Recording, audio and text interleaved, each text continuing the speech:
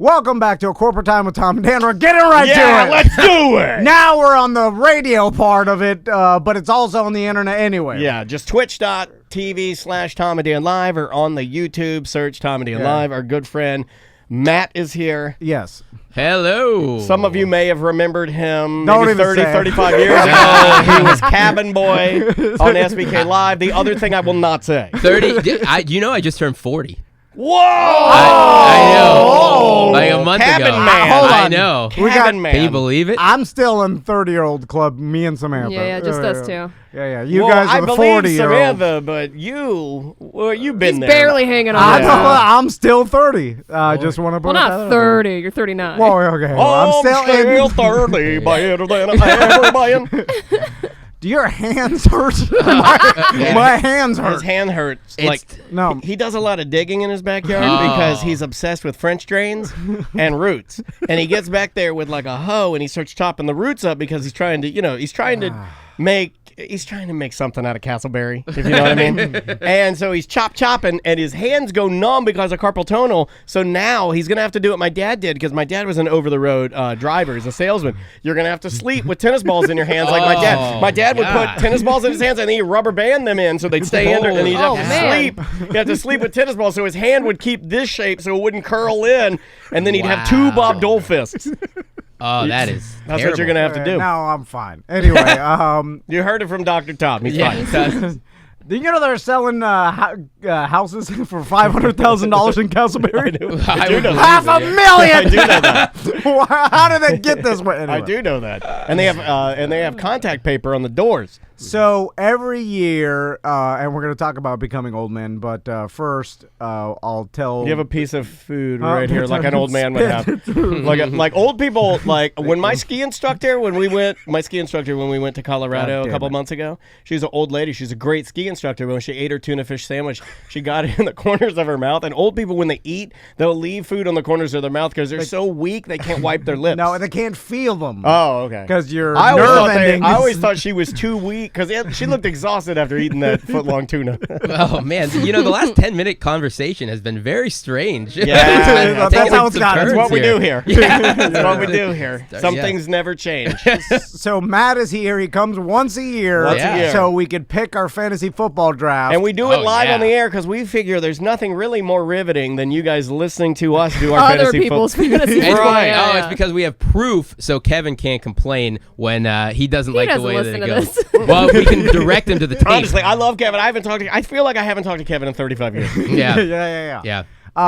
So anyway, before we start with our picking our draft order, let's talk about a couple things. First, you guys saw each other at the barbershop. At Liberty Barbershop. Yeah. I'm sitting there getting a straight razor shave by John. And I hear the door open, and who do I see walk in but Cabin Boy Matt? I say, I hate this guy. Like I do the whole dad joke. I do what my dad would have done at the bank or the barbershop or having coffee at the Waffle House. You say, look at this MF. You do one of those. Yeah, but you had your back turned, and you're to the side, and you had the apron on, and I had no idea. My eyes just got big. I was like, oh my God. Yeah. And everybody in the shop, the other people, they got uncomfortable. And they're like, I'm just giving it to you.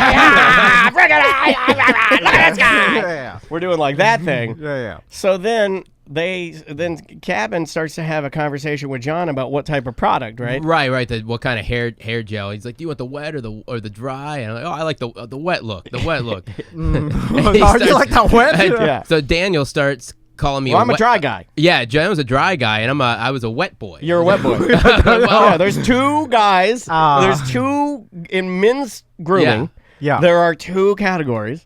You're either a dry guy or a wet boy. And I'm a dry guy. You're a dry guy. This is a wet boy. Hold on. What does this mean?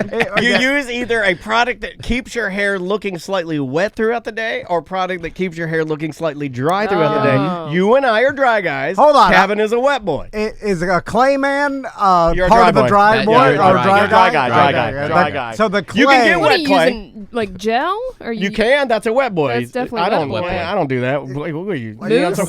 You think I'm some kind of MF wet boy? I'm a wet boy. I'm a dry guy for life. Oh, hold on. So you like the wetter It looks like it's always Kevin likes wet. his hair to look like Slicked Steve back. Carell season 1 Office. Oh, no, Sure. yeah. Yeah.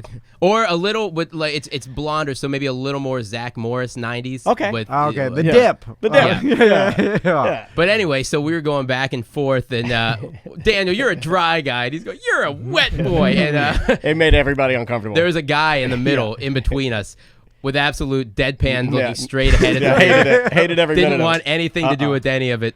There- And, Yeah, he hated it. He's like a Puerto Rican real man. I have He's gotten like, into. stuff with the wet boy, the dry guy. These are dumb. If there's 3 people at the barbershop because it's small or whatever, and there's 3 people in the chairs, sometimes I've gotten into this too, where I start chopping it up with one of the guys. But another guy's dead quiet, and then I get up in my head where I'm like, well, this guy doesn't want to hear. I'm like doing a radio show You got to with give him the the other look. guy. You got to give him the look like, what's wrong with you? Oh, you start Oh, bullying you don't like him. fun? Yeah, you got to give him the Okay. look like, oh, we're all having fun here. You don't like chopping it up in the barbershop? What are you, a wet boy? I might have brought this up to you because it happened in Baldwin.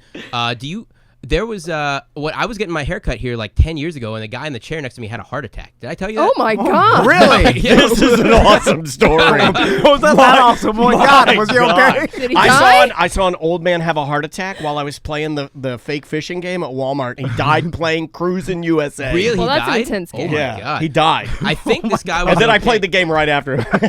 He started making these noises, and he fell off the chair. And then God. they called an ambulance. And the funniest part That's was a good thing to call. the lady that was cutting my hair never stopped. She just Yeah. finished my hair. Are you serious? Yeah. Hold on. That's a female dry guy right there. The guy had a heart attack and then fell off the chair. Yeah. That reminds me, have you guys seen the viral video that's going around of the lady that threw the tantrum in Victoria's Secret?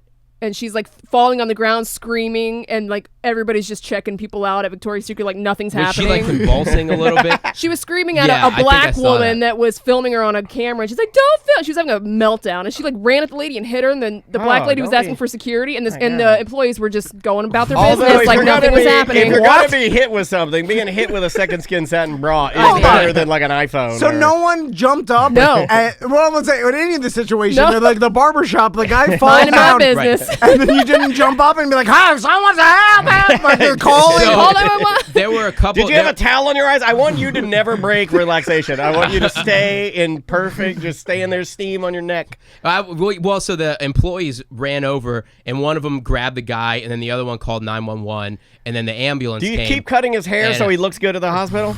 And I was like, I was like, whoa! I was like, is this guy okay? What's going on here? And the lady's like, they got it. And then she just finished my hair. I mean, Hold on. Also, what is she gonna do? You know? Your reaction is kind of weird. Because Well, he's a wet boy. What do you expect? You're a dry guy. Oh, typical wet boy response. your reaction is you just saw some sort of gag or, Yeah, or like, you're like, well, all right. or like someone walked in with a boner. Not that a guy had a heart attack and fell down. I don't think you had the And proper response. Well, I didn't know at the time. I didn't know it was a heart attack. I didn't know exactly what was going on. Oh, he you just thought it fell was off a the heart chair. attack. Yeah. Right. Your reaction was as if a clown walked in. No, guys, happy birthday. Yeah, you're like, whoa, what's going on here? Anyway, is this somebody's birthday? so I've got a complaint. Didn't we do that the first segment, right? So last night I had been Oh, you got the procrastinating. gargle. I can hear it. You're about to go under the sea.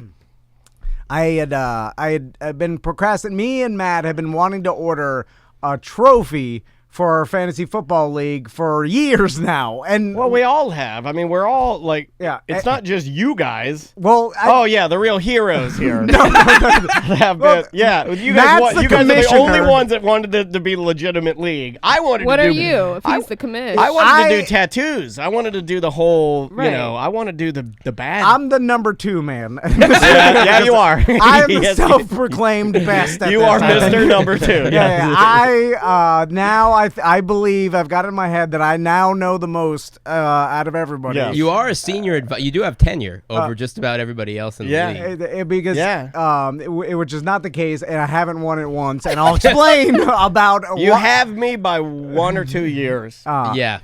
And I've only the best I've ever done is second place, and that was one time. Every other time I've tanked out. So we started this in 06, and the reason, and like it's. God, I loved 06. What a good year. God, if you think back to that, things were so Chef, easy. It's so good. I had an 07 GTI, my favorite car.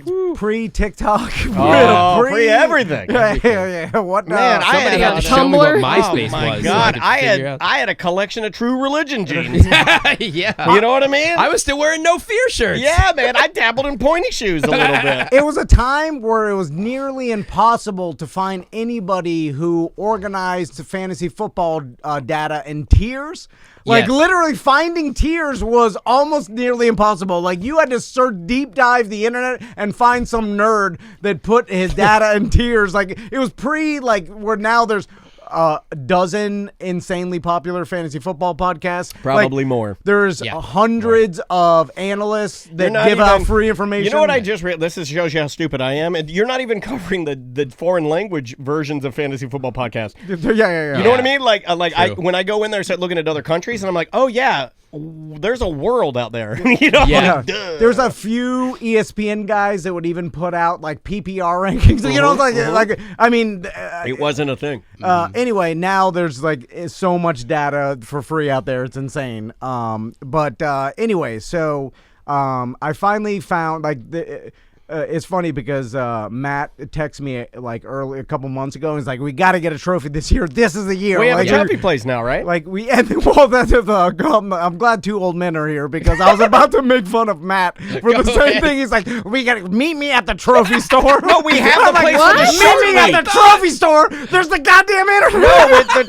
No, Shark Week. We have a connection. Yeah, I know. That's what I said. Yeah, we have a Shark Week trophy. You're bagging on me for going local? Why not go local? Because at the trophy store, when I said, what is this, the 1950s? What the trophy store? I said, everything's on the internet. And of course, there's 10. Do you have the number for the trophy store? Call 411. Let's get the number. Yeah, the yellow pages. My dad spent $86 one month on 411, and my mom almost divorced him. That's a true story. That's a true story. There is a website that just literally is dedicated to fantasy football trophies. And I went on there, and there's one trophy you can get, like the Stanley Cup that we always wanted, where you could put people's names for each. No. We're not having her name on that trophy 100 times. Well, sir. So I already ordered it last night. Oh, God. And as I was putting through the names from 06 Why do you just make it a bobblehead of her, Yeah. our queen, our winner every single year? 14 years of this league that we've played in, and how many original members are even in there? You. Us, Kevin, and Andrew. 4. Yep. There's 4 originals. Yeah, so the original 4, that's why I have a say in all this. And our company bought the trophy. Oh, really? Hold on a second. If our company bought the trophy, then I have a say in this, because I own part of the company. Well, exactly half. And So I was putting the names on the individual. No, it's just going to be her name, and I don't even want to say her name because she's so like Voldemort. She's so good, and she's too good. As I'm putting Susie's name in, Susie. I mean, how many times? It was she's over won 6. 4. Oh. But 4 out of 15. See, like most legends, I've exaggerated it because in my mind, she really is the GOAT. She wins 30% of the time. Yeah, she's amazing. Are you sure it's only 4? It feels like more than 4. Back-to-back years? No, it's 4. And but she also didn't play the first 2 or 3 years the league existed. So. Does that hurt? So she won the majority. Does it hurt that she's not in the big 4, as you guys? Or what are you calling yourselves? The grumpy 4, the old 4. So as I was putting Susie's name in there, and now this is, and people are going to email me. Is it just winners, or does it have the second place person really tiny like my name? It's just the winner of each year, and I'm like Susie back to back. Then she skipped a year. Then there's another back to back or whatever it is, and then I'm like, now she's the only girl in this, and this is nothing sexist about this. I'm not being sexist at all. And people normally, when they say the this is nothing sexist, disclaimer, it goes really well. How did a girl beat us so much? How is it possible that she won so many times and wiped the floor with us? I haven't won once. I think it's a lady thing. The only time Andrea's ever played for money in a fantasy league, she won. Really? The only time. How is she that good? My wife does, what is it, Tour de France fantasy? She's in first place. Like it's just she's better. Like I think women are just more analytical. Okay, let's talk about. I guess so, man. And I think they're more even killed. And I make a lot of dumb choices. I go with my heart. Falcons. Is Mike Davis your starting running back this year? I think so. Wow, that's crazy. I have to. Yeah, well, it's a mess over there. Okay. They're better than old Stinky Gaskins. Okay, I'll take that. Anyway, let's talk about fantasy before we make our picks because it's very popular. A lot of people. Did you tell Daniel about that guillotine league? I thought that was really cool. Have you heard of this thing? It would have to be something separate, but it's this new thing that somebody created called guillotine fantasy football. So there's 18 weeks now, so you have to have exactly 18 teams, and it's not head to head. Every week, the lowest score of the 18. They're eliminated. Then it's a 17-team league, and all their players go to the free agents. And then the next week, the 17th team is eliminated, and it keeps going. And you keep getting to pick up all the free agents of the people that get kicked out. That's nuts. Yeah. Let's do that too. Why can't we make a separate one? We can. We were talking about that yesterday. Do it for fun. I'd like to learn it. I think it'd be fun. Yeah, it'd just be fun to play around with. Let's do it. It seems like that's completely dependent on how quickly you scoop up the players that are, That does give me a bit of anxiety, but I'll play. There's a lot of balance because let's say you're the number one team. The waiver goes from 17 to 1, so you're not going to get any of the players from the first week. You know what I mean? So you're going to keep getting.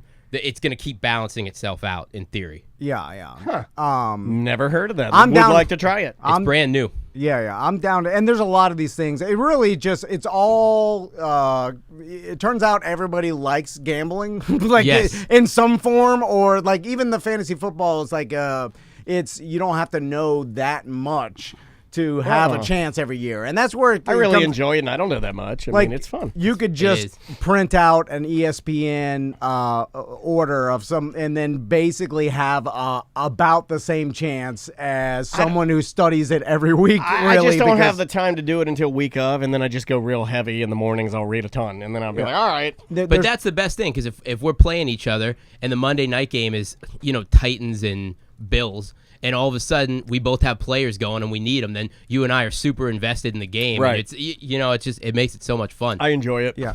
Having some sort of investment, even if it's $5, will make the experience better. Well, also having people with you that do it. And my point is, when I set it up on my iPad, I'll set it up so it's constantly updating my stats, and I'll just kind of leave it on.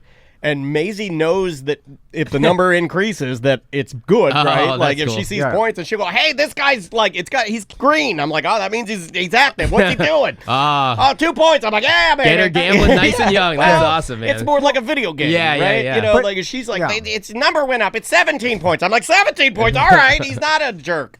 And that's the thing. Every time, gambling still has a stigma to it, kind of like marijuana or whatever. Even though that's about gone. I can only gamble when I'm high. You got free or the card yet? You're into the marijuana? Yeah. We're all you're into the marijuana. It's good for your glaucoma. You can go buy it at the store, Matt. Yeah, did you know that? Are you aware that you can smoke a joint in your home? You can buy it. I have marijuana on me. Yeah, I have marijuana lube. Oh man. Anyway, it's everywhere. Anyway, the lube. It's a lot goes a long way. There's a stigma to the gambling where people still hear gambling and they think that you're somehow gambling your mortgage away every weekend or whatever, or you have thousands of dollars on a game, and you can gamble. You could bet $10 on a game. It will make watching the game more fun for you. Well, I think the stigma is going away a little bit. But are you guys? Are you in the same mindset as me this year? Where last year we didn't. At least we got a little football last year, but it didn't feel real. I feel like between college and NFL about to start, I've never been more excited for a football season than I am this year. If you remember, I think what you're feeling is that last year we didn't really know. And we were all kind of like, is it? And even when shut down? And even when we did it, we were kind of like, they're gonna stop this, right? Yeah, that's what it felt like to me. And they kind of did in college too. Yeah. So, but I agree with you 100%. Oh man, it's so exciting. And then the one other thing before we did the names, I wanted to see if you guys heard about that Peter King column from like a month or so back. Nobody's talking about this, which is weird, about the international stuff, where they're expanding the season, right? I thought this was so cool. And as they're adding games, the NFL wants to, over the next 5 to 10 years, become completely international because they realize how far they're falling behind. So they want every team to have either a home game or a home and home in another city. And they want to give every NFL team a sister city. So it would be like the London/Jacksonville Jaguars. Oh, this is what MLS does when you have a partner team. You have a sister team. Okay, This is great. And then players can then possibly... Is it going to be like MLS where you can kind of loan players over? No. I think they just want an affiliate area. Right. Okay, they want London to be like the biggest seller of Jaguars gear in the world. And then he only mentioned a couple that they were already thinking, like Buffalo would also get Toronto because it's right next to each other and they already play games there. And then he also said the Steelers would get Dublin, because the Rooney family are the United States ambassadors to Ireland. Okay. And so they're going to try to put some logic into this and connect cities with European cities that sort of make sense? Well, and they're also going to do like Canada and Mexico, maybe Brazil. Like they want the whole world. I hope Atlanta gets Mexico. That would be so dope. The Mexico City Falcons. Well, it would just be so fun to go to Cancun and watch a game because I like it hot. I don't like it cold. Yeah. Don't give me something cold. Yeah. Don't give me like some weird... cold St. Petersburg Falcons. No, sir. No, sir. What's interesting about that is it's interesting how you market a sport to different countries. But in the United States, like obviously soccer's become more and more popular and stuff, but we've always played soccer in youth sports, and soccer's the number one youth sport in the United States, which is bizarre in the fact that it's not as popular as other sports, but yet the number one youth sport. Although in other countries, it's all they have. Yeah, it's all they have. And I don't think that it's blood. that many other countries are going for like American football as their youth sport because of the cost and the pads and all. You know what I'm saying? There's so much cost, so it's like the sport itself is not conducive to really market in other countries that manner. Well, you and I did this. We talked to a lot of, like, even when we're talking to younger players that played for Orlando City, we're talking to 17 and 8-year-old kids, and it's always came down to cost. It always came down to or not being able to have a facility or not being able to get to the facility, like transportation. It's always money. Yeah, and then in certain places, you have to have a bunch of helmets and a bunch of pads and a bunch. There's a lot that goes into it. Which is not just 2 goals and a ball. Right. Or in some cases, when we were talking to some of the kids, it was just a milk carton that they wrapped tape around. Just as good, But it's long term anyway. Like 10 years we might have it, but because they have 17 games now, and ultimately they want to do 18, and then it would be like 1-1. Those extra 2 games would be a home game in your sister city and an away game in some other city. So it makes sense, and it's interesting too. Speaking of the NFL, there was a while where.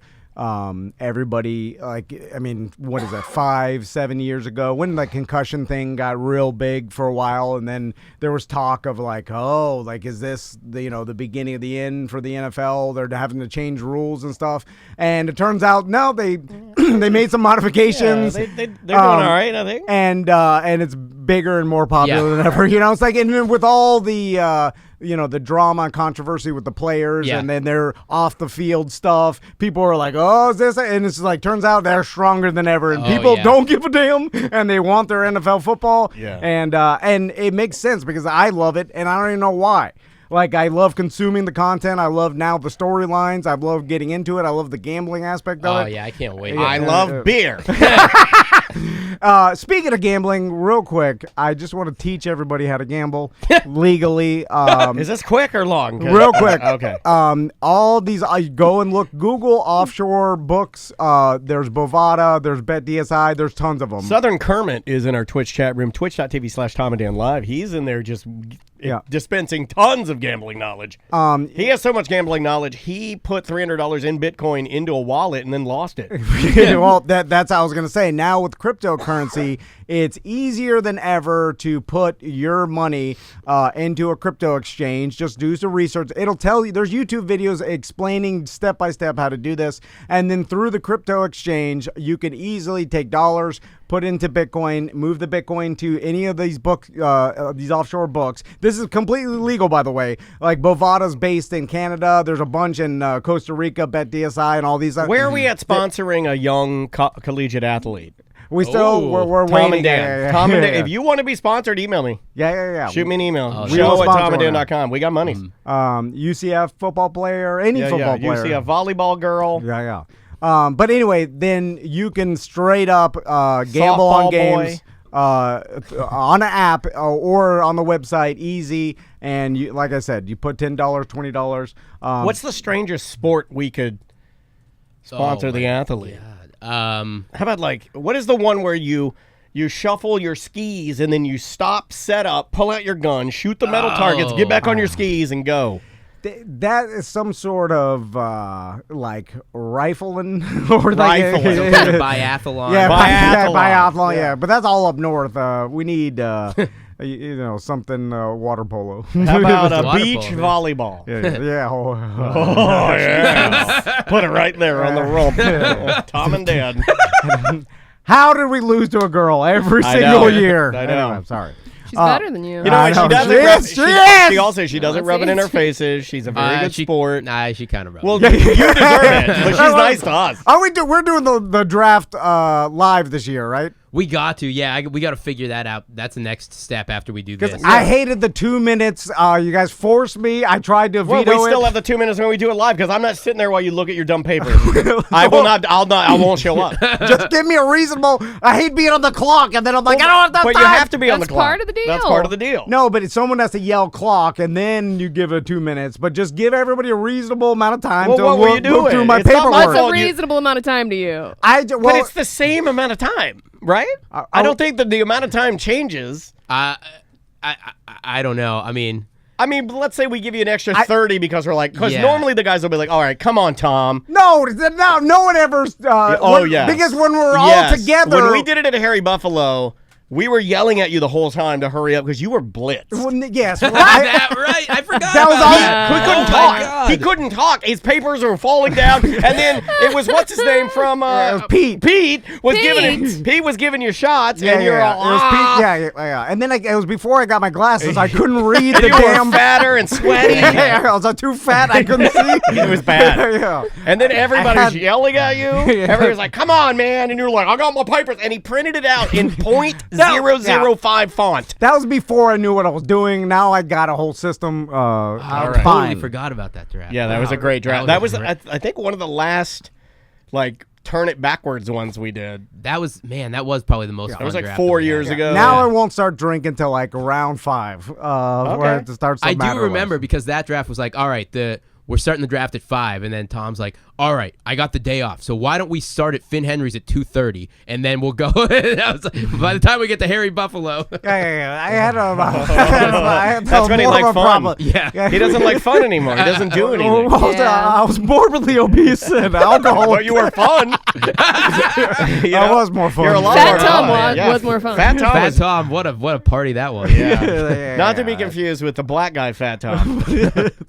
Whatever happened to that Fat Tom that was on the Phillips File and then having a beer with Mike? Yeah, that was when radio was in its heyday. Yeah, that was the only thing to listen to. The saddest thing is that Fat Tom, black Fat Tom, thought he was going to be rich. That's the sad part. All right. It never happened. So let's do this. All right, who wants to pick names today? Why don't we let Sam, because she's neutral. That's very neutral. Yeah. But she's neutral, and that way nobody will say, because I remember before, people said, because I think I got first pick last year, which did nothing for me, because I got Saquon Barkley, and then he's like, boop, I'm gone. Yeah, you had a bad injury right there. Everybody I had you lost in week 3, you were done. Oh, dude, in week 3, all 4 of my main, my big stars were done. They were all gone. Oh, I have a gambling theory. Tell me if you agree, Matt. Is there any edge at all? Why are you touching down here? Is it already baked in the line where the first week back, I guess preseason they're going to have experience with that, so this takes my whole theory away. But my theory being... You should talk this out before you get on the mic. Okay, that week 1... that the players are going to be put off by the sheer excitement and noise of the crowd, especially in stadiums that have the loudest crowds. Your Seattle's, Green Bay, Buffalo. That they're not going to be used to play. They went a whole year playing without crowds, and all of a sudden it's going to be loud. And I get this theory because in the playoffs, remember when Buffalo allowed a quarter of the stadium to be full for the playoff game. Yes. Yeah. And it was so loud. They were like, "Look, it's affecting the snap counts and stuff." Right. They were like, "This stadium's only a quarter full." And I was like, "Man, imagine when it's at capacity, how loud everybody's, because people are going to be so excited to have sports back."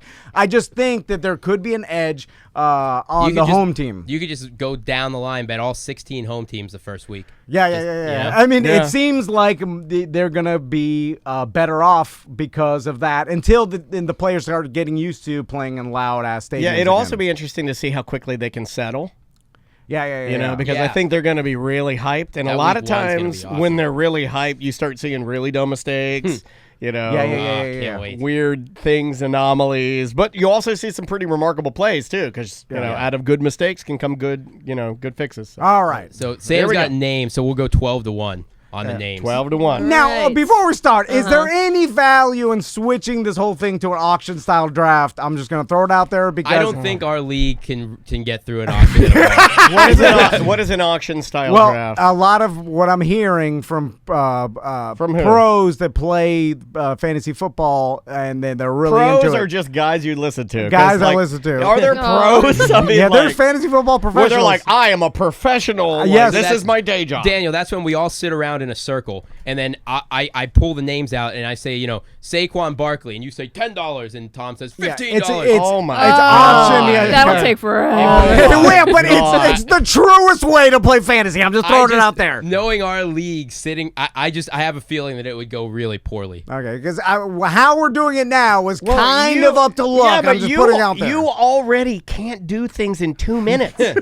And now you want to do an auction style? It would take about 6 hours. He blew all the company money at the auction. Well, you get it's the same amount of money. Everybody gets the same amount, and I guess you do. Yeah, but what I'm saying is that you want more time, and it's going to take a long time. I'll do it, but it's going to take a long time. I know. Okay, we're going snake for a while until we all put our big boy pants on. We're able to do it real. You can't even block off a day. We're going to need a day to do this. Just saying. Can you take a full day away from your family? Truest form of fantasy doing it that way. Anyway, okay. All right, here we go. All right, we're going for number 12 here. We're going backwards? Yeah. That's what he said. Okay. Thanks for paying attention. Mix them up. I don't care. All right, number 12 is Andrew, number 12. That's an OG guy, right? Yeah, but I apologize, Andrew. Sometimes it's good to be on the end. I like being on the end. He might like it. Hell, am I the only one of the original 4 not to win the championship? No, Kevin's never won it. Oh, you and Kevin. Yeah, he'll never win. He'll draft Tim Tebow. Long live Roy Helu. Wait, number 11 is Matt. Oh, God, that's the worst position. This is right next to Andrew on the turn there. Number 10 is Darren. Oh, Darren you scared me with the 10. D. You scared me with the D. Number 9. All right. Doing these fast. Winston, number 9. Okay. There you go, Winston. 8. 11. Good. Susie, number 8. right there's in our the middle, champ. man. There's Right our in queen. the middle. Long live Susie. I'm throwing all positivity at Susie. Maybe I'll get some to fall off and land on me. We need How is Dustin she to come that up. Dustin good? gets She's just number so 1 good. every year. 7 is Chris. I used to always yell collusion because she's I she's don't playing like with her husband. Her and Chris right next to each other. I don't like that either. Yeah, well, 6. you're the commish. You can always step in and make a change. 6 is Dan. Yeah, I like that. 6. I'll take 6. All right, 6 is fine. all right. Tom's still in this. Yeah. Number 5. Please be Tom. Dustin. Oh, you might get number 1 pick this year, buddy. If I do, I'm winning it. I hope so. Number 4 is Murdoch. Oh, this is a fix. What is Samantha? I swear to God. I swear I'm not looking. Number 3 is Eric. It's down to 1 and 2. All right, Here number 2 Tom Tebow. is SBK. Yeah. Oh, you got number 1. I was number 1 last year, and McCaffrey, here I come. Oh my God! You want to trade? Are you joking? This is the first time I've ever gotten the first pick. you've never had it. This is the first time. I think I've had it Wow. twice, actually, which is as bad. well, It's a curse, are the man. odds? It's Yeah, a yeah. I curse. feel like this is getting dealt. It's a curse. You can have it. aces on the Yeah, poker. I don't like want that. it. I had Get it the last. worst. I had it last year, and I was so jonesed about the season. And I'm kind of glad it was the COVID season, because I was like, nothing happened. You know what? Maybe you guys should change to auction.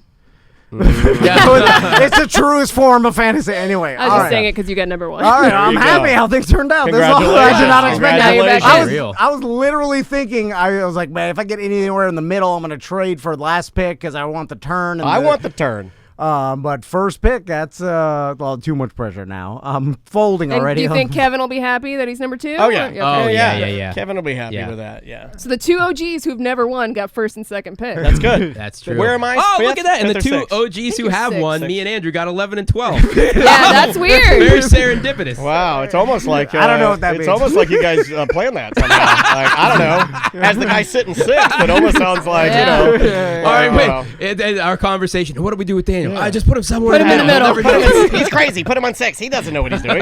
All right, but I am excited about this year, and I do like even last year when we were all like, oh, we want sports back because at least there's something. We were all freaking out, but you're right, it wasn't normal. So I feel like now going back into a normal season, I'm even more excited because It's gonna be great. The whole last year compounds and makes it even better. Are you guys going to any games this year? I would like to go to Atlanta for one. Yeah. Okay. I would like to travel for one for sure. We're I'm going, screwed going to Tampa because now their ticket prices are insane. I Oh, heard yeah. that it's all sold out already. Yeah. The wife and I are going to a Penn State game in October, so That'll be pretty cool. excited about that. It does show you we kind of took for granted going to NFL games because they used to talk ass about like I've been to We should go to some Dolphins UCF games. games. I mean, we're both I know. alumni. Yeah. I know. I feel like I need to get. I have a hat. I feel like I need to get a jersey, and I feel like I need to go to some tailgating. Oh, and, it's the best. and just have a couple beers and then root for my Golden Knights. It's a great little Saturday. Love a tailgate Yeah. followed by a couple hours of I football. just don't know why I don't have the link. Like, there's nothing. Like, I don't feel that. I feel more pride to DeLand High School and the Bulldogs than I do to. It's Really? weird. Yeah, it's weird. Well, Yeah. it's a time of your life that I think nostalgia plays a lot into, like college life. And it's not like you lived on campus or anything. Yeah, like you went in later. Or where were you? Like 40? 35? That's when I finished. I mean, I went in 94, Tom. So I feel like that's the reason I went to why. college in 1995. Yeah, I like most people are nostalgic about the college they went to, and that plays into more of the wanting the team to win and being like good memories than the actual team itself. What is going on with UCF? Do we still have that one guy as the coach that people aren't very keen on? You have Auburn's old coach, right?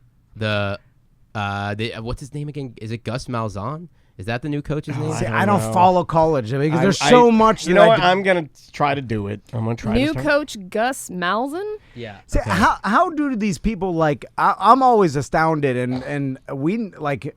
Next time we interview someone that's like an analyst or does this for a living, I want to ask them about how much they study and how much stuff they consume because you have to like deep dive into college and the NFL and know like people can start rattling off every coach in college's name and can't every even- running I back can't. and then in the NFL. Like just knowing the NFL. It has taken me consuming podcasts every single day for so long to even know the NFL a little bit. I Yeah. can't Oh, yeah. watch things that I even enjoy for as much as they do. You know, like if I sit down and, and like the last show that I binged was Invincible.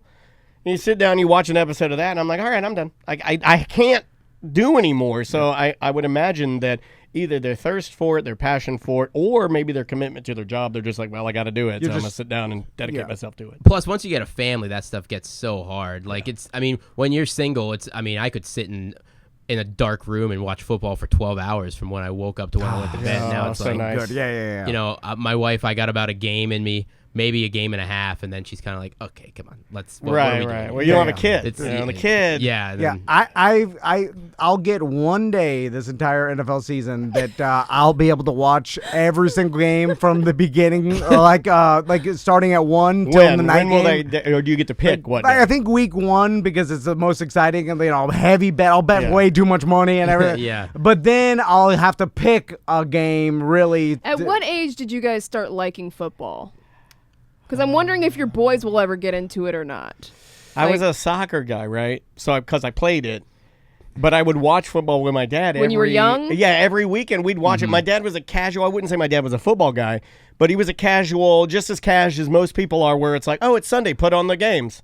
And then it's probably a little easier to get away with watching it then. Yeah, I didn't get really into it until like 4 or 5 years ago. Right? We always have it on though. Yeah, me too. To where I started studying like how to gamble properly and how like the gambling thing really propelled me to get more into it. And then like the fantasy football stuff, I used to really just print off. That's what I do. Buy RotoWire. All right, we're good. PPR, top 200, and go off that. Now I'm deep diving and coming up with like strategy and stuff. It's actually, I think once you become a dad and you're looking for that dad hobby, it's like the one thing I'm like, I get enjoyment out of this. I don't know why, but it does. You can do most of it on your phone, right? Like it's all kind of in your phone. You can do most of it on your phone if you want to. Yeah. Kind of easy to do. You listen to all these people. They just theorize about what it's really ridiculous because we're listening to people try to predict what they think is going to happen, and that's all, and then that's entertaining. The burning question I have is how close is the bathroom for the red zone man? Oh, he says he doesn't go. He can hold it for 8 hours. Does he really? That's what he says. I want you to do red zone. You'd be peeing all over the floor at Red Zone Studios. All right, Matt. You want to plug your business? Sure. JMORealty.com or just Google JMO Real Estate Group. If anybody's like selling a house or they need help buying a house, whatever it may be, we little of everything. So I'm always around. People know where to find me. Have you ever thought about using the catchphrase, no JMO? I still wear my JMO shirt. I got to work on it because it's almost like saying don't use them, but right. Like, these guys are great. Go JMO. Go JMO. Yeah. Go JMO. All right, Matt. Good luck. Yeah, thanks, guys. That's always fun. You're gonna need it, especially with my number one pick. I'm just saying. Wow. Listen, I mean, it's basically let's watch a guarantee him take now. 2 full minutes for his number one pick. Oh no, he's all right. I couldn't take this guy. Well, I was listening to who's the guy you listen to? The guy that looks like an old dad, Ross Tucker. Oh, Ross Tucker said this. This guy said this. I've got a system. Seventh place. All right. Thank you, BDMs. This is not even a BDM show. No, it's not. All right, Matt. We'll see you later. Thanks. Welcome back to A Corporate Time with Tom and Dan. And by welcome back, I mean welcome to. Saved it. If you want to sign up to become a BDM, just go to tomanddan.com and you can do it right there.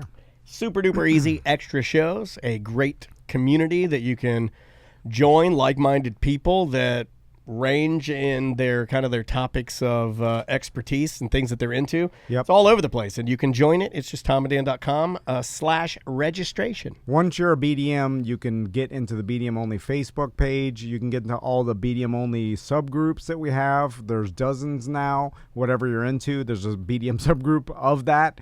Also, we're starting to do some BDM Only events that we're planning.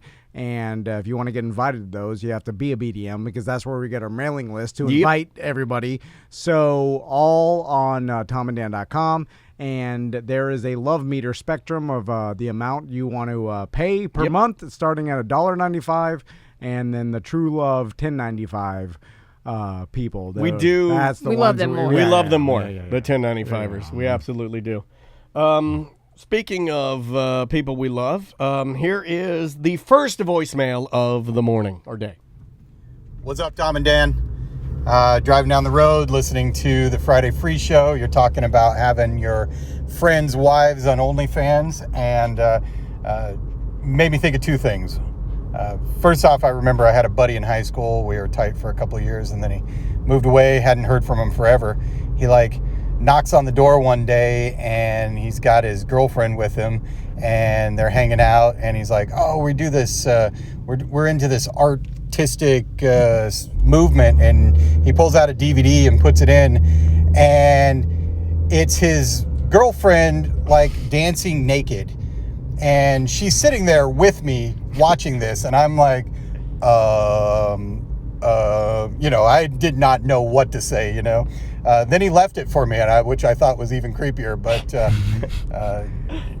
I mean, that's a bold move. That was an right? invite, bro. This happened in college where we did, now this was not an invite, but it did happen in college where, like when you're in college, most of the time you're single.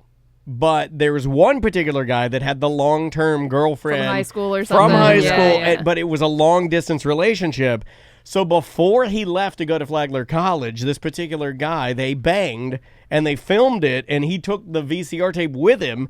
And then, like, about the first week, I think in the first week, we all ganged up in one room, and he's like, you gotta see this tape of me banging my girlfriend. And he played it, and we all sat in there in silence eating Hungry Howie's and watching this disgusting Why do guys do that? I don't know, Sam, That but it's happened a lot. not cool. Yeah, It's yeah. not good. Yeah. But it's a thing What's that... the point? I mean, you guys Don't know. you're just watching it, right? There's no activities going No. on, right? No, I was no, eating no. Hungry Howie's. Is it when for you to, it's when is they it had for the- you to bank for later? Maybe, but they But had isn't a- that weird because your friend is in it too? They had an oven bake. I had an oven baked sub from Hungry Howie's while I was watching this. You can't underestimate. How was it? Meatball marinara. It was great. Those oven baked subs Never had from it. Hungry Howie's are legit. Flavor crust.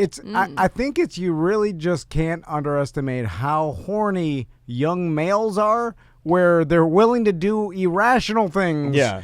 That don't even make sense. Well, I've said to this- look at nudity or like I've I said have this no idea. before. It's bizarre because what you're saying logically makes sense. Sam, why are you all Yeah. watching this together? What's the I point knew of tons this? of guys that did that. Well, in high But school. we all did it. Yeah. I've said this before, and I don't know if you guys believe me, but I'll Weird. say it again for emphasis. But if Butler came in from outside and said, there's an old lady who fell in the street and all of her, like she's nude or clothes or her dress blew off or whatever, I would run out there to see it. but not to help her, just to see. I would help her, but I'm just saying, like, wherever someone is nude, I have to, like, I feel the urge to see the nudity. Man naked, bum in a fountain, nude, I'll watch it. What was your friend doing while you guys were watching him bang his girlfriend? He's kind of looking around, giving us the, like, Trying to see if you guys were impressed? There's a lot of that. Did anyone give him any tips of like, hey man? No, No, it was yeah. dead silent. All I No? could hear is No my reviews? all I could hear was my meatball marinara from Hungry Howie's being chewed. Yeah. You can hear me chewing. These things are very We did that silent move. activity. Yeah, You're it's watching so there. weird. We did that Yeah. move, and I remember. I'd like to prove to you guys that I do have a memory. We did that move where you take a pair of scissors and you cut the pizza box in half. So half of it's on my lap with my oven baked sub on it, and my roommate had the other half with his oven baked sub on it. So that was our plate. And then we sat there. I guess we used that to hide our boners. And there's always an awkward part at the end when the movie. done. You clap?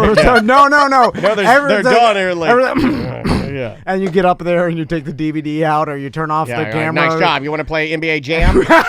And then you're just like everybody goes their separate direction. No, for a we second. played NBA Oh, Jam. okay, yeah.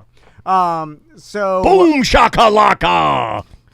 there is something interesting that Daniel has been. I'm not gonna. I didn't finish this guy's voicemail. Oh, okay. Oh no, I don't want to. Well, go ahead. I was just going to talk about the exhibitionists or the people that seemingly They like people to watch. they like people to watch, and they also like people to see them nude.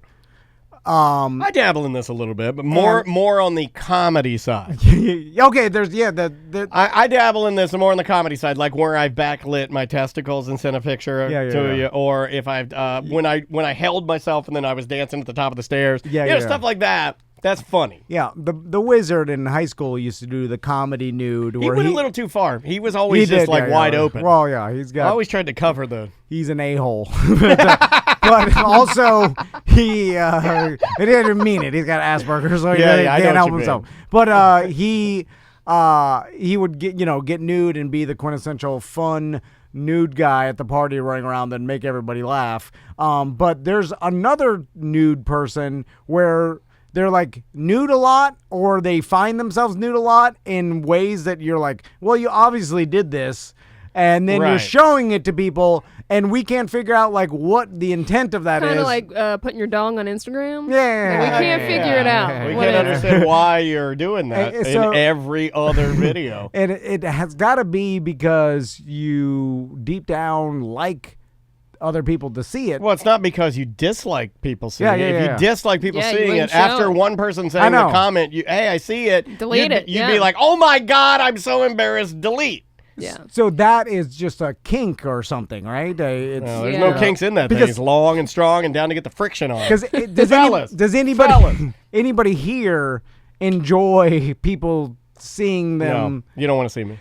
I guess it's they could be like a compliment thing. Like if there's a picture, I'm trying to just wrap my head around it. If there's like a picture that Crystal took of me that I look good, or that like I think you look good. You I'll be like more happy if she shared it. Right. I don't know. It's like I would agree with that. So then it's that version of like if you look nude. You want to look good. Like Andrea shared a picture of me in the pool with Maisie, and then there were a couple of people saying like, "Oh wow, you have lost weight. You're like, it looks like you're trying to take care of yourself." Like that. It's not a bad. It's a good thing. So it feels good when people say nice things. It's to you. that, but tenfold within there. Now you're nude. Is that fishing for compliments? Yes. It's a thirst trap. It's fishing. Is it? Yeah, but she had to teach me what a thirst trap was last week. What is that? I can't tell you, Tom. You're too old man. No, come on. I'm in your club, the 30s. I'm kicking you out. I'm kicking you out. You're getting kicked out? My God. No, where am I supposed to go? I can't You gotta go to the 40s, man. I can't go with Butler and Daniel. Come on over here. Well, he's not in my club. I'm not letting him in mine. No, he's 42. 42? No, T-O. Anyway. I'm 45. What's the rest of this guy's stuff? Okay. Oh, yeah. That falls into seeing your buddy's wife's naked. But the other thing that really tripped me out is my son and I, he's 23, and we're talking about OnlyFans. And he just, he said, oh yeah, I know 3-4 different girls, some that are friends and some that I work with that have OnlyFans pages. And that just blew my mind. That is the fantasy when I was young. If I was 23 and could look at my friends and coworkers naked, blow my mind. Well, don't say phrasing. Anyway, phrasing. Have a good day. I like how he ended but it's it. the new normal now. You know, so it's not that these big of a kids deal. have been sharing nudes since they were in middle school on Snapchat, so it's nothing to them. And if you can make money off it, they're probably like, why not? Exactly. And then, but it's kind of like they'll grow up where those same you've been girls saying that like will eventually, like, it seems, I don't know if I remember when I found out there was a porn star that was going to UCF, and this was right about the time that these like there was one very popular cam girl. I think her name was Brittany, and she had a site. It was called like Brittany, and it was up by Texas Digital. I'll never forget it because she was like the one of the main stars. This is like early 2000s, right? Yeah. And she was selling her own content. It was like before OnlyFans, before Instagram, before Twitter, before anything. Like she was on the internet selling videos of her being nude. She was an attractive girl. You might be able to type in Brittany Texas Digital and see if you can find like maybe old versions of her site. But I remember seeing that and thinking, oh my God, this is the future. And there's the whole cliche, right? Like a stripper is only doing it to get her way through college or nursing school. Now it's OnlyFans. Yeah. Right.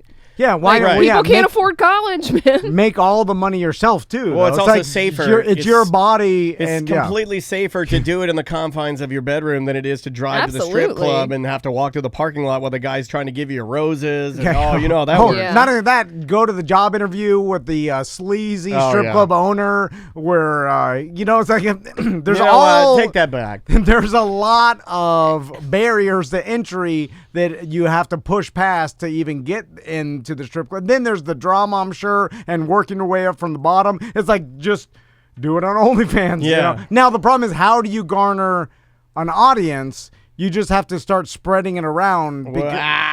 No, I'm just saying, like, as far as like marketing it within your friends, and that's why I was going to ask Samantha. Well, that's the best place to go, but you'd have to be okay with that. If you're doing this on the slide, that's just not going to work. Well, how are you going to get people to subscribe? I'm saying you'd have to go in other. It's the equivalent of going to the park and going to the bathroom for gay sex. It's like you're going to have to go in areas where you don't think your normal crew is rolling. Right? You're going to throw it out there, and hopefully you get those people, and hopefully that doesn't disseminate back to your inner circle of people that would judge you for doing it, right? Yeah. If you are doing it in secret. Yeah. And then if you don't care, well, then game on. Well, that's what I'm like curious about, because I remember I was joking around on the BDM page, like, oh, we should start a BDM page, OnlyFans, blah blah, and then Samantha's like, there may be already BDMs that are doing OnlyFans. Yeah, there's a but I'm not gonna blow up their spot. But then I was like, well, don't they want to tell everybody to market their OnlyFans? A lot of them like doing it to strangers instead of people that are close to them. Because they have regular jobs too, some of them, It can get out of control, I feel like. But how do they get, you can't, well, I don't know, I'm not going to speak for the BDMs, but I know some other people, like you can create an Instagram, right, that doesn't have your real name. And then market it through that. way. You can slide in people's DMs, and then you say link in bio, all that stuff. A lot of people have personas. Like there's a couple people that I know that do it. That are Make BDMs, but they do it under like maybe a cosplay. The one girl I'm thinking some people of, that wear masks only. The one girl I'm thinking of that does it, she does like bikini and just boobs, right? That's it. Nothing else. But there's it's one just girl cosplay. that only sits on things.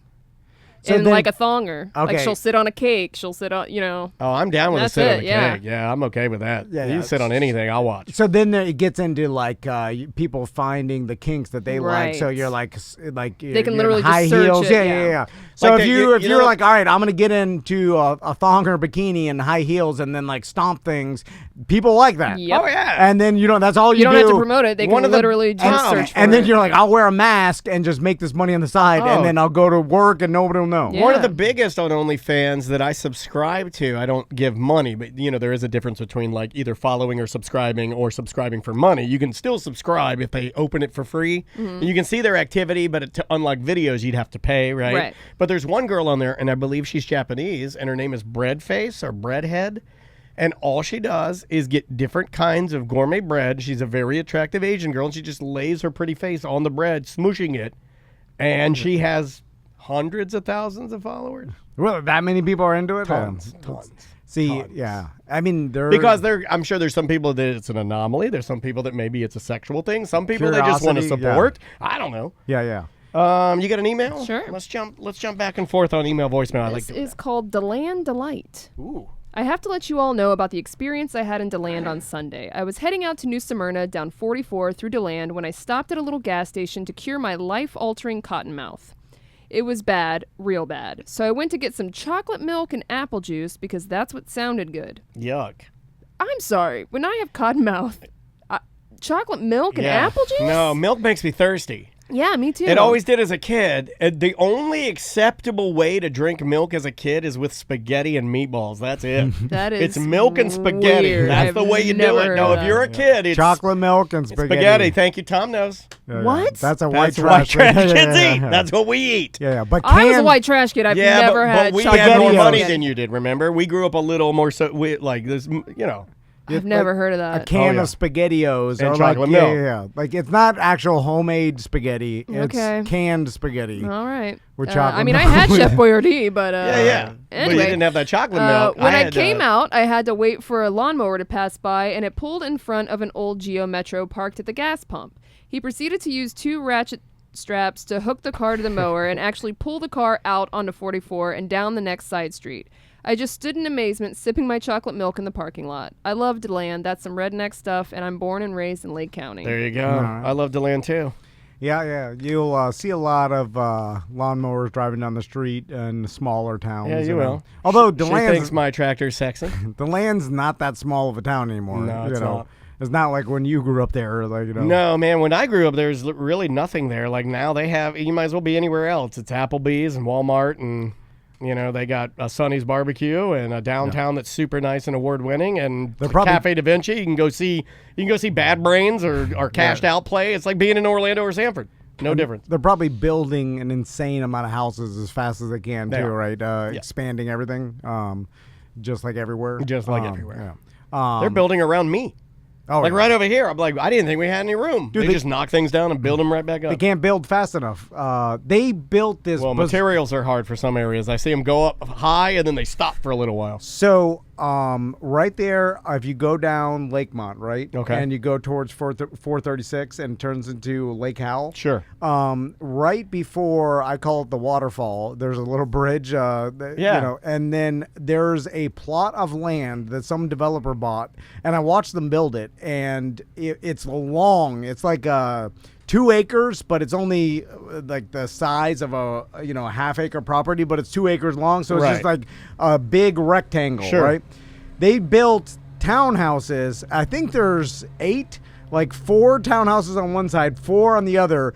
There's only the size of 1 lane in between, and then there's garages, right? Like like an alleyway. Okay. So the alley is between the middle, but they only have the room like 4 and 4. That's tight and efficient. And they're selling these things for $500,000. And it's bizarre. And they bought this property and then put up 8 condos, like luxury townhouses, and in such a small area, and they're selling for $500,000. I think one already sold. That's crazy. And anywhere a developer could find any land that they could throw up condos or like townhouses or whatever, they're doing it and selling it for insane amount of money. Yeah, crazy amounts. Voicemail. Let's bounce off of this one.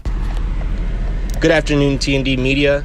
This is Tilly Bean, if you remember Dan or Samantha from the Twitch a few weeks ago. If not, then it doesn't matter. But like you and Seth, Dan, I actually have hypochondria as well, but I actually handle it a lot different than y'all, which is by not going to check whatever it is that I'm scared I might have. Like, I actually avoid the doctors and all that, because I think I have more of a fear of knowing if I have something. Like, I think my idea of it is more what you don't know won't kill you. Now if it happens, it's pretty bad. But it'll catch up to me. But I don't know, that's kind of how I've always handled it. I'll just ask my parents and they'll be like, nah, that's normal, that's fine. I'll be like, all right, then I'm good then. But I just thought that might be something that y'all talk about. No, I used to do that. I used to ask my mom. When my mom was living, if I had an episode, I would call her and I'd kind of walk through what was happening. And most often or not, and especially my dad too, not so much my dad as my mom would always be like, well, that just sounds like IBS. For everything. So everything. And talk you out of going to the doctor? No, she wouldn't talk me out of it. She was more like, nurturing in the fact that, and Tom's never really talked me out of it. Well, because, this guy's saying he thinks he has everything, but he won't go to verify because he's super scared. Yeah. See, I don't work quite like that. With me, it's like, well, I am scared, and I am scared to go to the doctor, but there's a certain amount of relief in knowing that I'm going to the doctor. Is it that you knew you were right?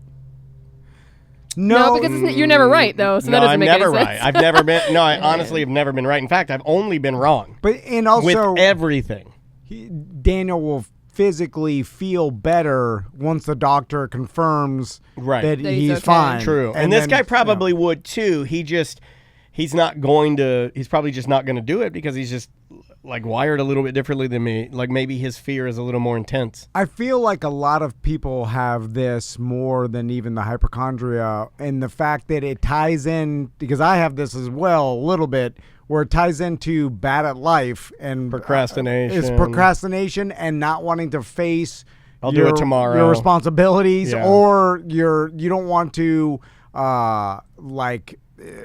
basically accept anything bad, so you'd rather just ignore it. It's a form of ignoring things. You're like, I'm just going to ignore this because I don't want to face what this means. But the only reason he's ignoring it, though, is because the hypochondria is convincing him that it is bad, right? I guarantee you this gentleman has bad credit. And I'll explain, because I too have I had bad credit. No, you fixed it. But because I would just get bills and anything like judgments against me, whatever, and I just leave it in the pile. I wouldn't look at it. Leave it in the pile. Because I'm ignoring my problems. And I think that's a version of ignoring your problems. Although if you think you always have problems, then ignore them, it's almost worse than at least the hypochondria where you go to the doctors to confirm that you're fine. There's an end to it for a while where you get a relief. Mm-hmm. This is like, it's always in the back of your head where like, I think I have colon cancer, but I won't go to the doctor for it,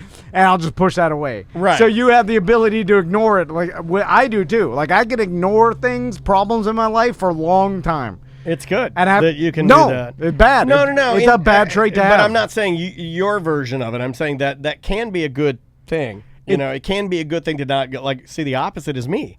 Where what if it's a tiny problem that you're not only are you not ignoring it, though, you're amplifying the problem, which is what I do. Yeah. Like this, like a side pain that's like I have it right now. but I've been under some stress lately. You know, my anxiety's been peak. You saw it yesterday. It was peak. And it's funny how I can, after battling anxiety and depression as long as I have, I feel like now I understand that I'm pretty good at manifesting it on my own. Yeah. And creating it. Like I can almost feel the process now. Well, you say you're creating it, and it just your body's creating it. So it's not even. I'm not aware of it. Yeah, right. Yeah. So like, I've been trying to better understand anxiety, and it's like a lot of people that have or battle with anxiety, they blame themselves. They're like, this is my fault.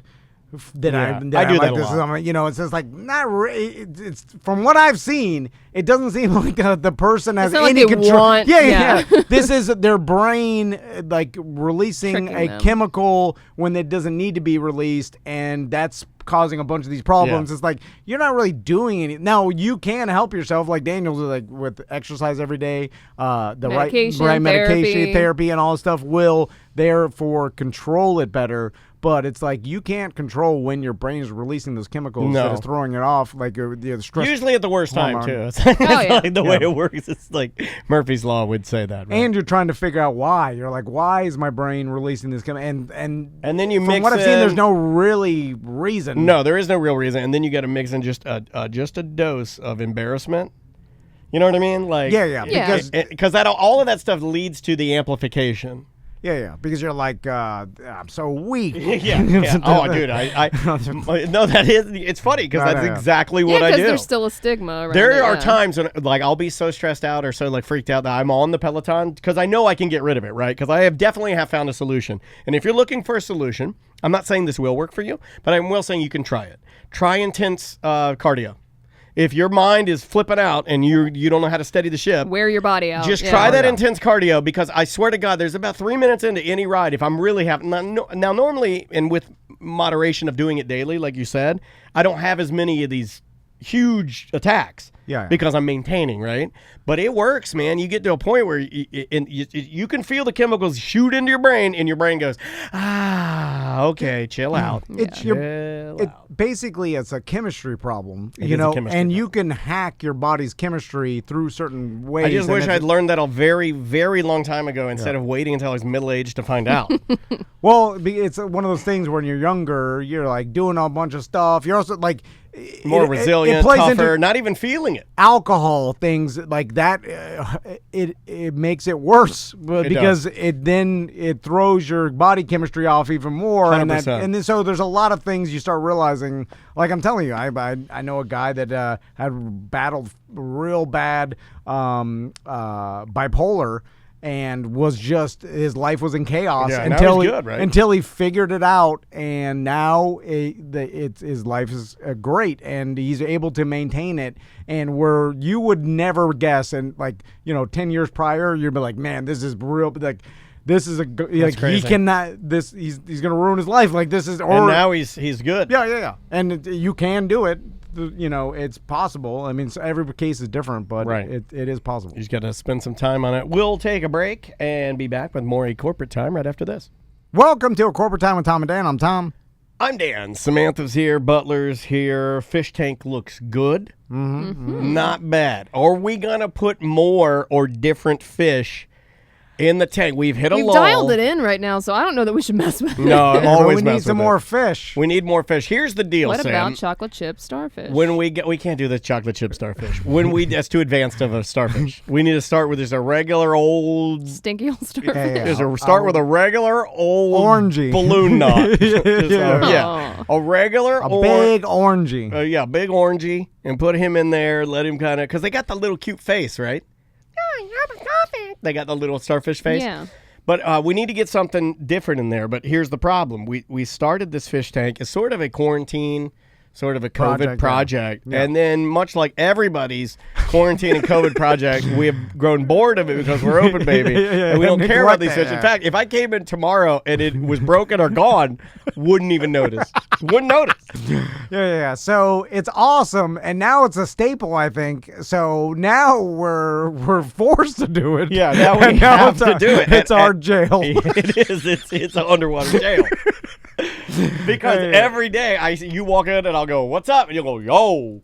And then you'll march right to the bathroom mad, and you get the jug, and I got to come in there and hold the hose. And there's salt water going everywhere. You're like, I filled it up. Like on Fridays, he'll leave. It's not that much He'll work. leave on Friday. It's a ton of work. It's so much work. It's about as much work as looking up a video game company, a video game truck company to come to the BDM barbecue. It's that much work. It's like back-breaking. It's like throwing sod. It's like roofing. It's so much work. It's like posting one TikTok, Tom. That's how hard it is.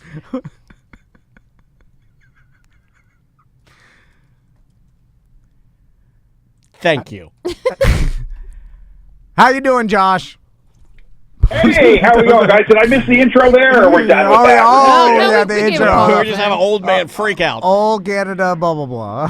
Wow. They are. Oh, Canada, I got it. Blah, blah, blah. I got the, here, we'll do it. I'll give him a little. Oh, Canada. Blah, blah, blah. See, John, I feel like Canada took a hit recently. Well, because you guys sandbagged our anthem when I was watching the finals. Every fat Canadian that you had up there singing our good and virtuous, national anthem, the anthem that, dare I say, keeps all of North America safe.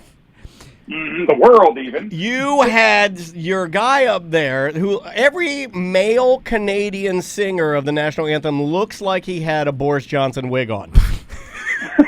Every single one. Josh, you got to admit that. Get those guys some good haircuts. Get them some haircuts, Josh. Like, Canada has only a couple things going for it, right? let's look at it. I find the people to be the sweetest people in the world. Yes, you guys do. You got the people. You have your reputation of being a nice country that everybody's nice in. I mean, look at Josh. Good. Josh That's is good. like, dare I say, my favorite caller. Wow, thank you, buddy. No, I love you, man. I love that you fit the Canadian stereotype perfectly. And you guys used to have marijuana where people, I remember the time where it was like 10, 15 years ago, maybe even more. It was like, hey, you can go up to Canada. They're like, they got loose laws. You could kind of smoke a joint in the park and they won't, it wasn't like you guys, and then you guys. Everybody would say, you got to get the maple candies. You got to go to the strip clubs because they're fully nude. Yeah. The beers are good. So now we got the marijuana, Josh. We got that. It's here in Florida. Okay. It's everywhere in the United States. It's not a novelty anymore. Everybody's got it. And the strip. Okay, here's where I'm going to I can one up you though, buddy. What? So the newest thing is, and now it's not legislation yet, and you guys, it's come up on the show recently in the last few months for whatever reason, like some topics do, is magic mushrooms, into which I partake. You can order psilocybin mushrooms online anywhere, and the cops do not care whatsoever. Send me some, Josh. All right. No, Now you we're can't getting there, though. Yeah, like we're getting there. decriminalizing. I think in Washington State decriminalized, Which is Canada of the West. Oregon. yeah. Oregon, yeah. And it all get down to us. And plus, like Carmen Morales was talking about selling them. She's selling them crazy. Like, I thought that was on the show. Well, I mean, it wasn't on the radio show. It was on the show that no one listens to. Oh God, I'm joking. She's not selling them, but she's promoting them. Yeah. She's smelling them. Yeah. Anyway, I'm just saying that so we got that, and then it was hockey. So you guys were the best at hockey, right? And it was Florida always took that. twice. But they still are the Back to best back, at hockey. baby. It's just they don't have one of those weird rules where, if you're Canadian, you can only play on a Canadian team. And Right. 'Cause if that were the case, we would get destroyed. We have all Canadians and Russians. I meant promoting them, promoting mushrooms, not selling them. Yes.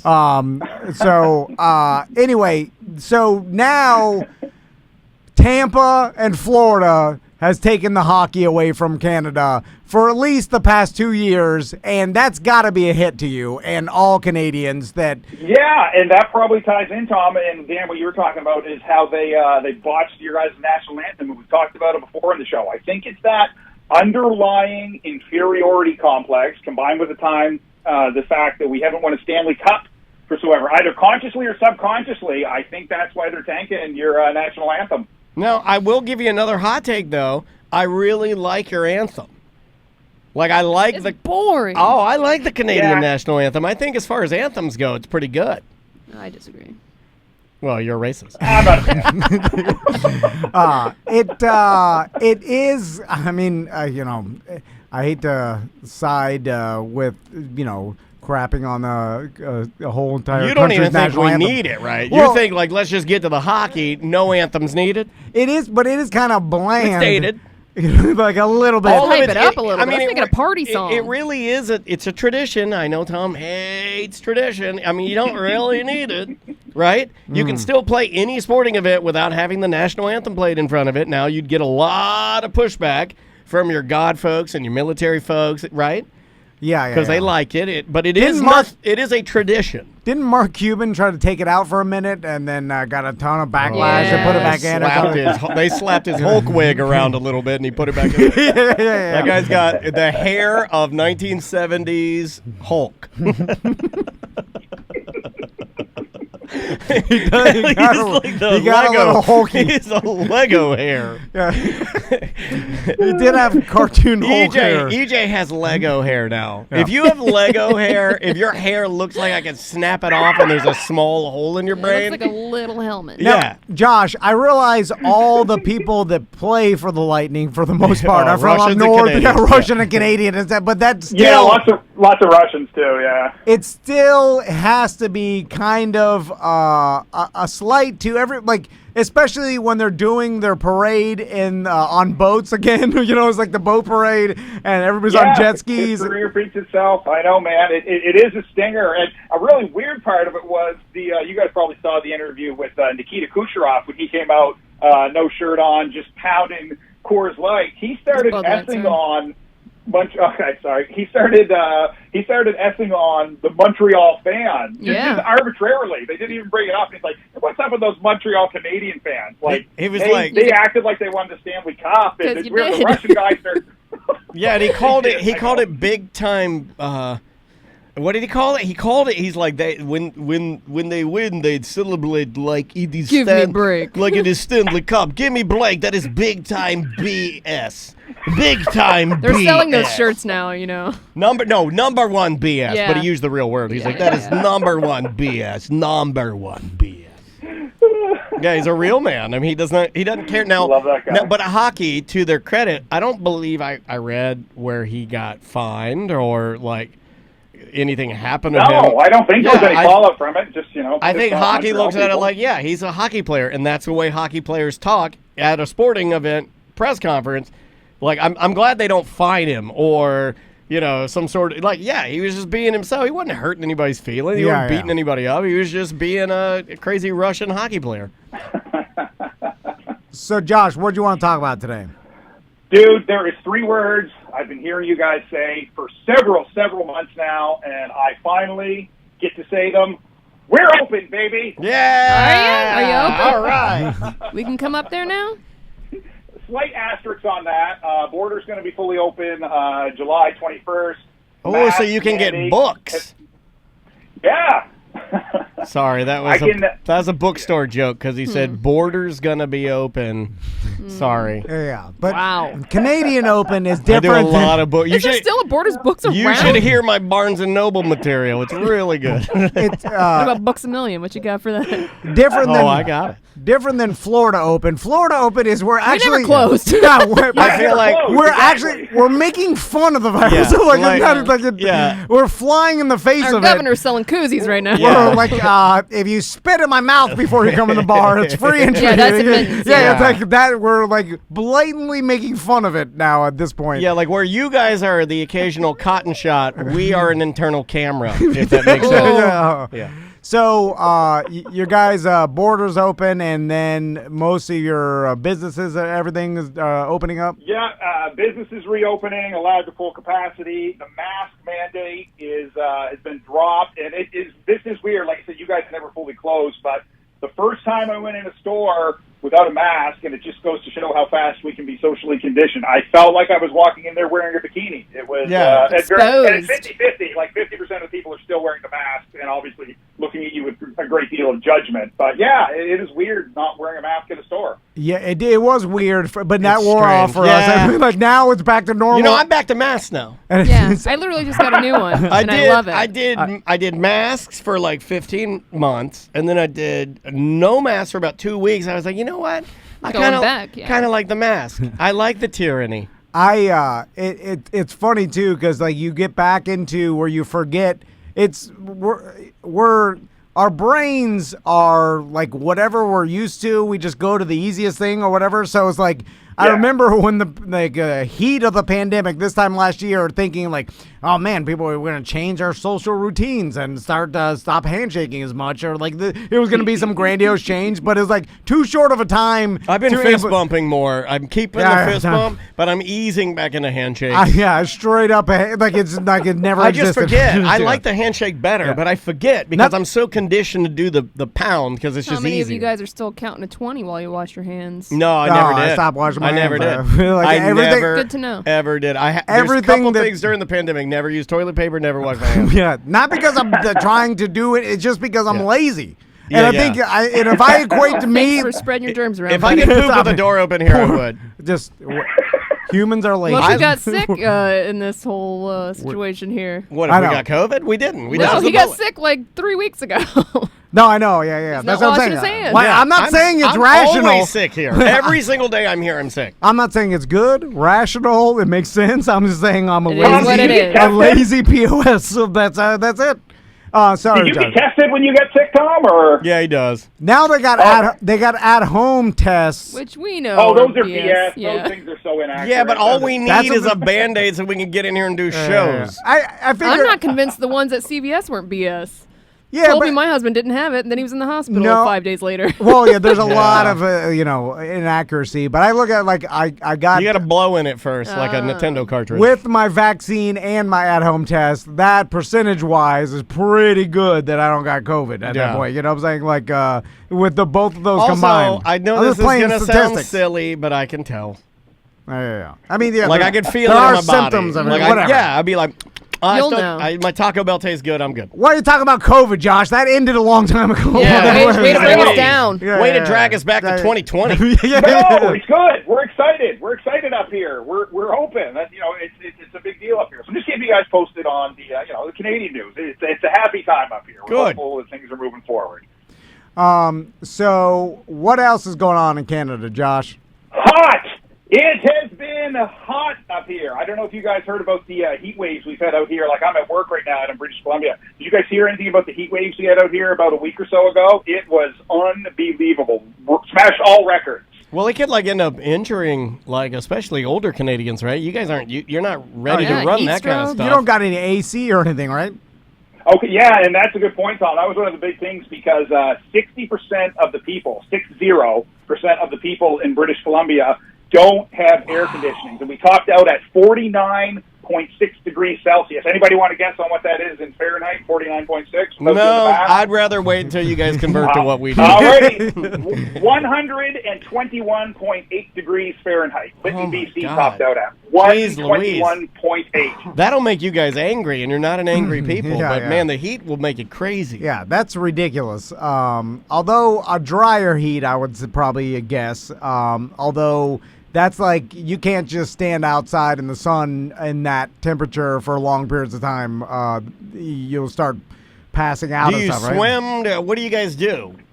Yeah, so a lot of people, they had to open up essentially emergency shelters everywhere. There were cooling centers because, like I said, 60% of the people don't have ACs, and then people are hitting the lakes and rivers. Problems with the lakes though, the temperature gets hot, then you get all these crazy bacteria. There was one lake where dogs were dying. I know this is a real cheery Yeah, it's a good one. Go back to the COVID. Go back to COVID, and then let's pepper it with dead dogs. It gets hot. It gets that hot that quick because You I get know amoebas up there? we got the amoebas down here, but it's so hot for so long. Like it's 100 degrees in shallow water, you know, because it's a hot tub. But it's been 100 degrees for months. Well, you're only supposed to put your feet in that. You're not supposed to put your any of your holes. Orifices, yeah. Don't put your holes in any of the. Well, it's just the amoeba shallow. water. Like you don't want to get into the shallow waters and water that's stagnant. Well, you don't want to sit in it, right?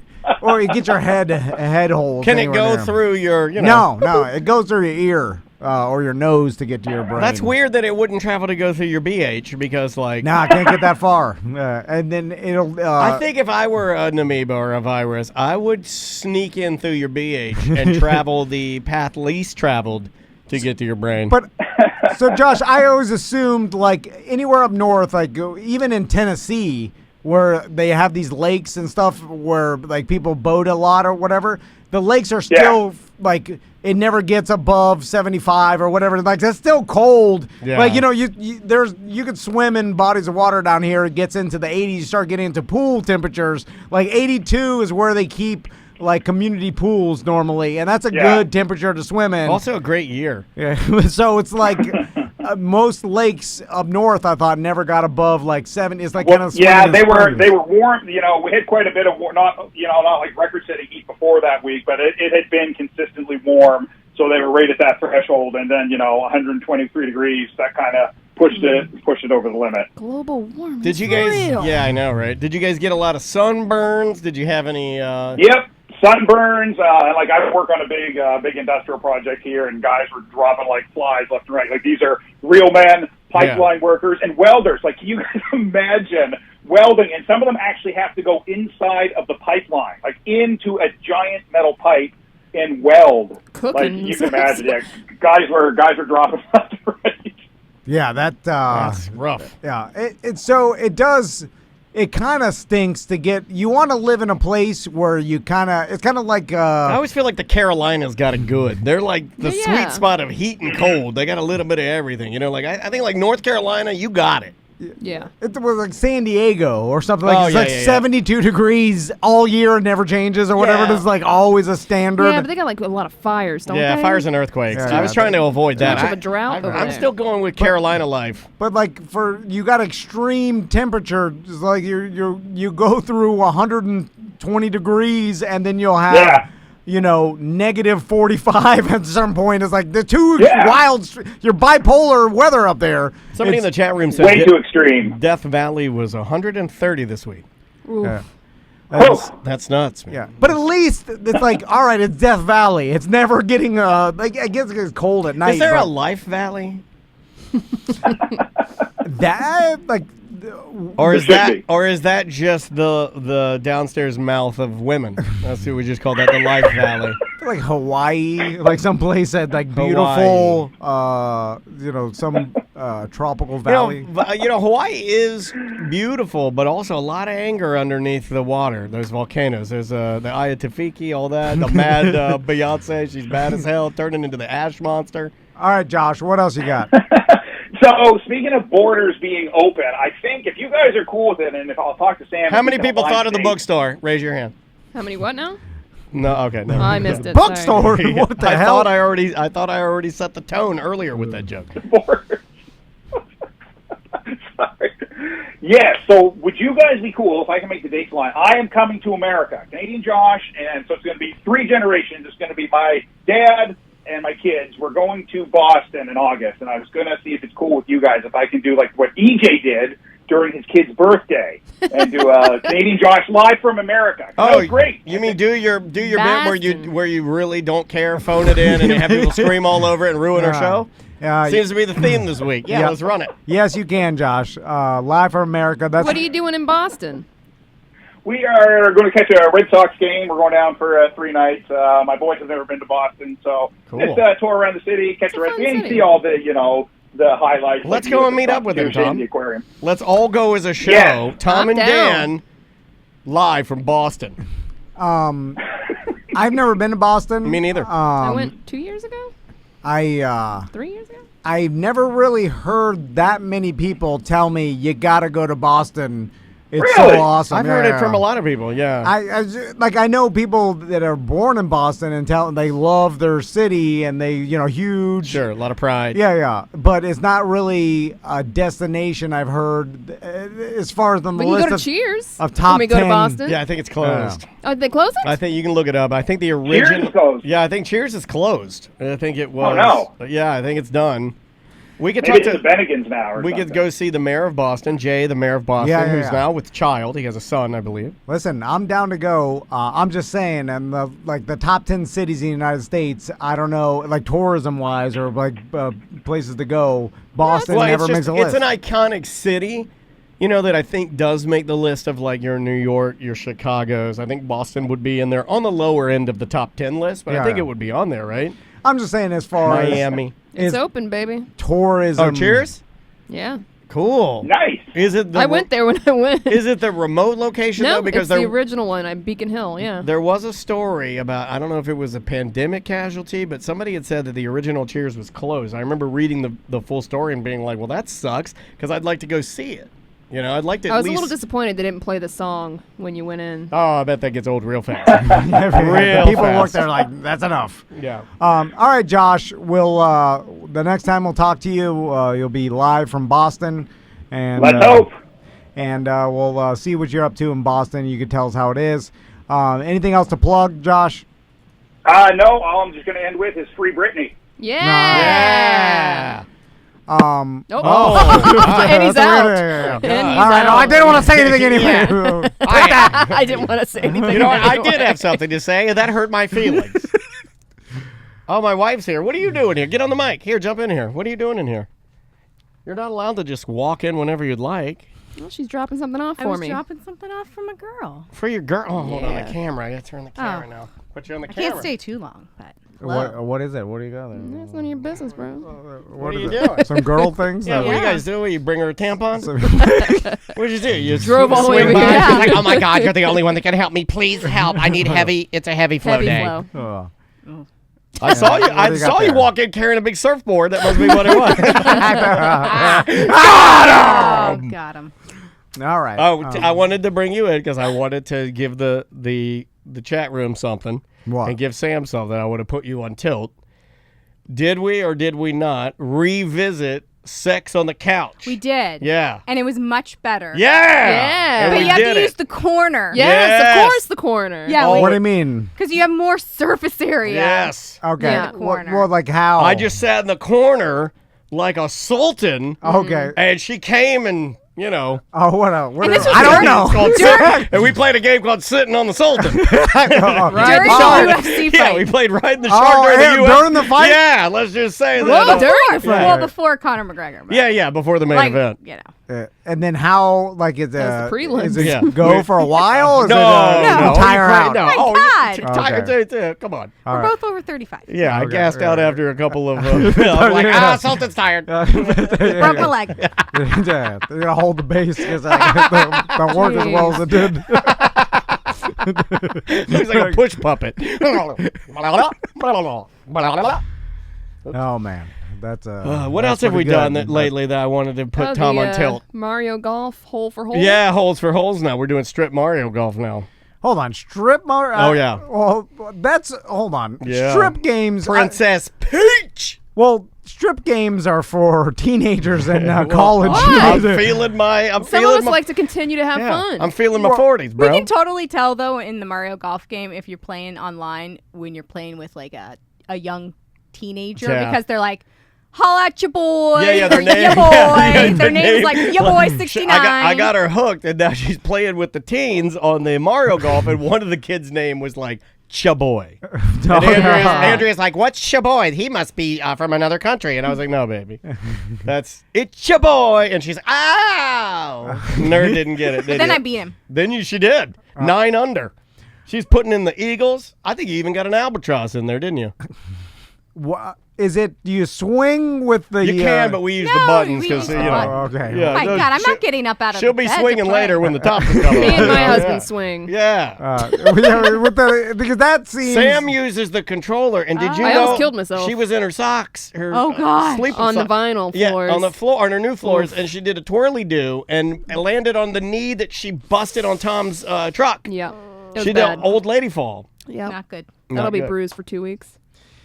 Old. What do you get? Do you get to completely naked, or is it just topless at some point? No. I try to go. I go for the hole in one. All the way. Yeah, okay. Yeah. My whole thing is the putt golf. No, there's the no loads putt-putt. for loads. It's like you have to do something. Like just nude. I mean, I could see my wife nude when she brushes her teeth at night. Yeah, no, it leads to the end. Oh, okay. Well, is that the final? Like, if you win, then you do the physical challenge. Okay, yes, right. yes. Okay. The goal is to get to the end, and then you complete the physical challenge, and then it's washcloth city, okay. and then All it's give me the blankets right. and turn on rain sounds. Alexa, play rain sounds. I like it where when you lose, then you can name when and where at any time. Oh, that's a dangerous game. Because Yeah, that's where it's like, I want to do it when she's the most angry happy. Yeah. Because it's You got a That's weird like kink, cashing man. in. That's money in the bank. No. Cashing it in. because it's It is like money in the bank. Yeah. well, that's when it's the most valuable. Because in no She's other like, I hate circumstances. you. No, You're because like- By the way, she'll then hate it. And then Well, be that's even what I mad want. at He it. likes that. He's weird. Well, my first, that's never happened, and second, she never agreed to it. Even if I won the bet, I'd be like, now, but hell no, and then I have no recourse. It was like, what am I supposed to be like? Hold on, I'm like, you said it, you bet this at the Congo River. And she's like, what am I gonna do? Anyway, I'll let you go. Hey, thanks for dropping by. You're welcome. I love you. Good to see you. How are the puppies? How are the old Oh, dogs? they're sleeping, but they're getting a little uneasy because it's starting to thunder. Yeah. Maggie the dog is explosive diarrhea. No, Every shaking. thunderclap. It's like, yeah. You gonna get her in diapers? no. I just let it roll. Caesar's been puking. Maggie's with the diarrhea. Oh, yeah. Don't get little dogs. It's the Little old dogs. Yeah, they just puke and bile and farting. It's the only illogical thing you guys do with the love two 'em. dogs. We love 'em. I know, but you love got 'em. them. You have to love them. Dogs illogical. I love Well, they're because pooping, they're pooping and everywhere. puking everywhere, No. and I can't see. But you have to So do see your out kids. this like end game. You know, I'm not. What are we gonna do? I know. I do But it's wish. not illogical. I do wish Well- that you could give them away when they get too old. Oh, my or turn them off. Jesus. I wish you could turn them off. I'm just saying. That, Caesar's still my baby. It's illogical from, and then I know one. My wife- Maggie was your mom's dog, Yeah, so there's it's a, the like only you're connection doing I the have left in my mother. Sometimes as I touch the dog, I can feel my mom trying to communicate through the dog. So that's not illogical. I'm saying you had this. You got Caesar. Yeah. That was a decision, and Yes. and it eventually comes with the pooping and throwing up everywhere. well, he's thrown up It's like I had. bile since he was 3 because he Yeah. ripped up his insides. Yeah. He had 10 No, I inches know. of He his puked in the intestines. middle of the night last night. I don't Yeah. know what time it was, but I They know do- you they got all up. have something. I'm saying Lena was on pain pills, or she's dragging her feet, or it's like there was the end wasn't good for the last 2 years. Yeah. Was Right, a lot but- of lasers and money and poo poo. Yeah. Yeah, a lot of poo-poo. And I've had 14 good years, so Yeah, that yeah. outweighs any pooping and having to get up in the middle of the night. all I'm saying is you're in You the gonna poo- give away your kids You're in the when poo they poo years. start- No, they at least they will grow older than me, hopefully, and then take care of me. And at the end of the years, They're gonna move to another state. When They're I gonna make- forget about you. I'm making bad decisions. No, Tommy will stay with me. I just Max try to will think, nothing. I just but- try to See think it on about their how phone. quiet and confused you're going to look when you get really old because you're going to get more quiet. Whereas I think I'm going to go the old stereotype of little old you're men where I'm going to gonna- get really loud and yell a Right, lot. because you've lived a long time and you think you deserve it. Yeah, I'll be throwing around privilege and acting like Yeah, a yeah, jerk. yeah. But I think you will get more quiet and more confused. You'll be Oh, like yeah. one of those old men that gets real skinny and you kind of one of those gross old skinny men. That, Yeah. He's They're gonna like, stare "Dad-" out at his backyard. No, you do that bobblehead. Yeah, the CTE and you is just kind full of blown. Yeah, you They're just like, kinda- Dad stopped talking in 2000. Yeah, and they can't figure out what's wrong. It's not like. But you don't- Tommy will. He'll be. I'll be cleaning living you with up. them. Yeah, he'll be cleaning you up. Yeah, yeah, He'll yeah. take you into the Oh, bathroom, God. set you in your 'Cause- shower chair, and wipe the poo out of your He's pants. gonna roll you over so you can get Yeah, sore. he'll roll you over. He's just like me. He hates awkward situations, Yeah. can't say He'll no. just do Like it. I'll take advantage of that. I know myself. I'll take advantage of his personality. And then he'll get you dressed in some ridiculous outfit, and Yeah. you know he'll drive you out to Panera to get a bowl of soup, and you sit there quietly. You won't say a word. His girlfriend or boyfriend or husband or wife will be convincing him to put me in a home, and he'll be Yeah. like, I can't do it to my old man. Like, I know him. He It's a won't do strain it. on that relationship, so he Oh, can't yeah. have a Oh, it'd functioning. be It'll below lead me. to his divorce. Yeah.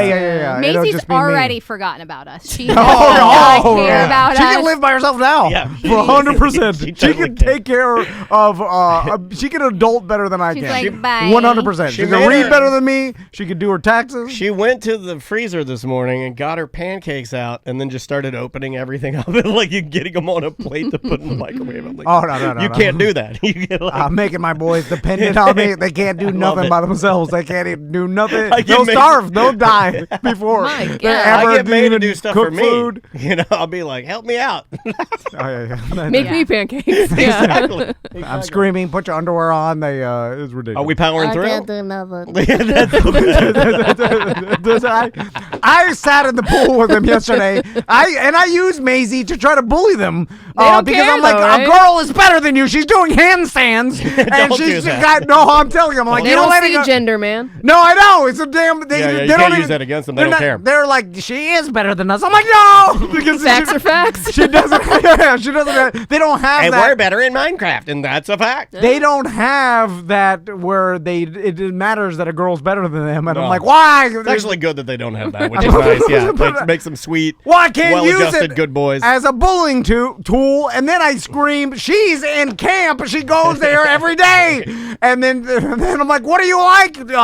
Swimming, golf, tell me. And they're like, I don't like nothing. We haven't had a tell me in forever, and that was a subtle one. He sluck. No, I'm Yeah. screaming, and then they're like, we don't want to do nothing. And I'm like, something, do it. And I'm like, you got to get out of the house. You're It's doing because of you. I know. And then, well, my wife's to blame a little bit too, but she screams at Well, them too. you are their parents. They're like, You raised them to be lazy. I don't want that's ingrained into them. I think I gave them my laziness. Crystal's lazy just like me too. She hides it and she don't tell you guys. How do you hide your laziness? She does kind of hide it. Yeah. I've seen this. Yeah. I tell everybody everything about myself, and other people don't do that. Yeah, he's wide open. He's accurate on this one, and I'm really not trying to be disrespectful to one of my favorite people, which is Crystal Van. But he has said this before, and she will admit she'll say things like, "Oh yeah. Oh, I waited the last minute for that. Oh yeah. I forgot about that. Yeah. There's a reason. Yeah, there's a reason they're in love. I mean, there's true love there. Come January, do you need me just to sign your boys up for camps, and then we're just gonna go for it? Because it's January, you got to sign them up.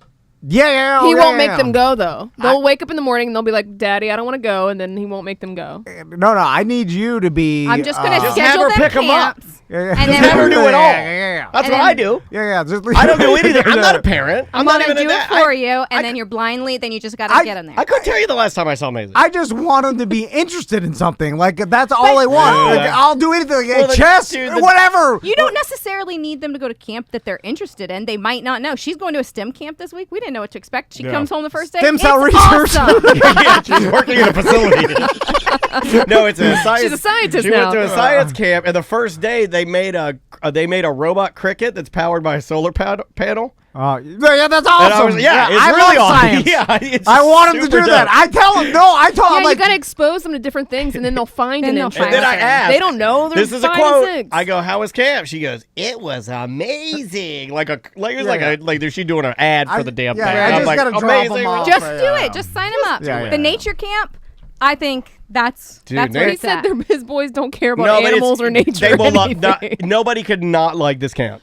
I want to go to this camp. They It's just at a tell me creek. that. And they'd have fun. I know they have go a there. Of blast. course. Just force them to go. They went to that sports camp thing, which is basically just a bunch of balls in a gymnasium. Yeah, Like, yeah. It wasn't nothing. We did one of those. I- We did the gymnastic camp. It was really Oh, you went just to the Bobo camp. Well, we did a Bobo one too, where it's like it's a gymnastics camp, and it was just a room where it's Yeah. like this is babysitting. mats. It's like, Yeah. It's just Planet Obstacle. There's yeah. like we have a foam pit. There's something. We just let them in there, lock them in. But Maisie didn't like that camp. Like she told us straight. Yeah, she's like, I hate this camp. I hate the mean boys. She's like, I don't like it. She doesn't even want to go back there to a birthday party. No, she can't. She's traumatized. She draws lines in the sand. Yeah, one of her good friends has an event at the same camp, at the same place where she had this camp that she disliked. Yeah. And she's like, I told her, this is terrible. This is me.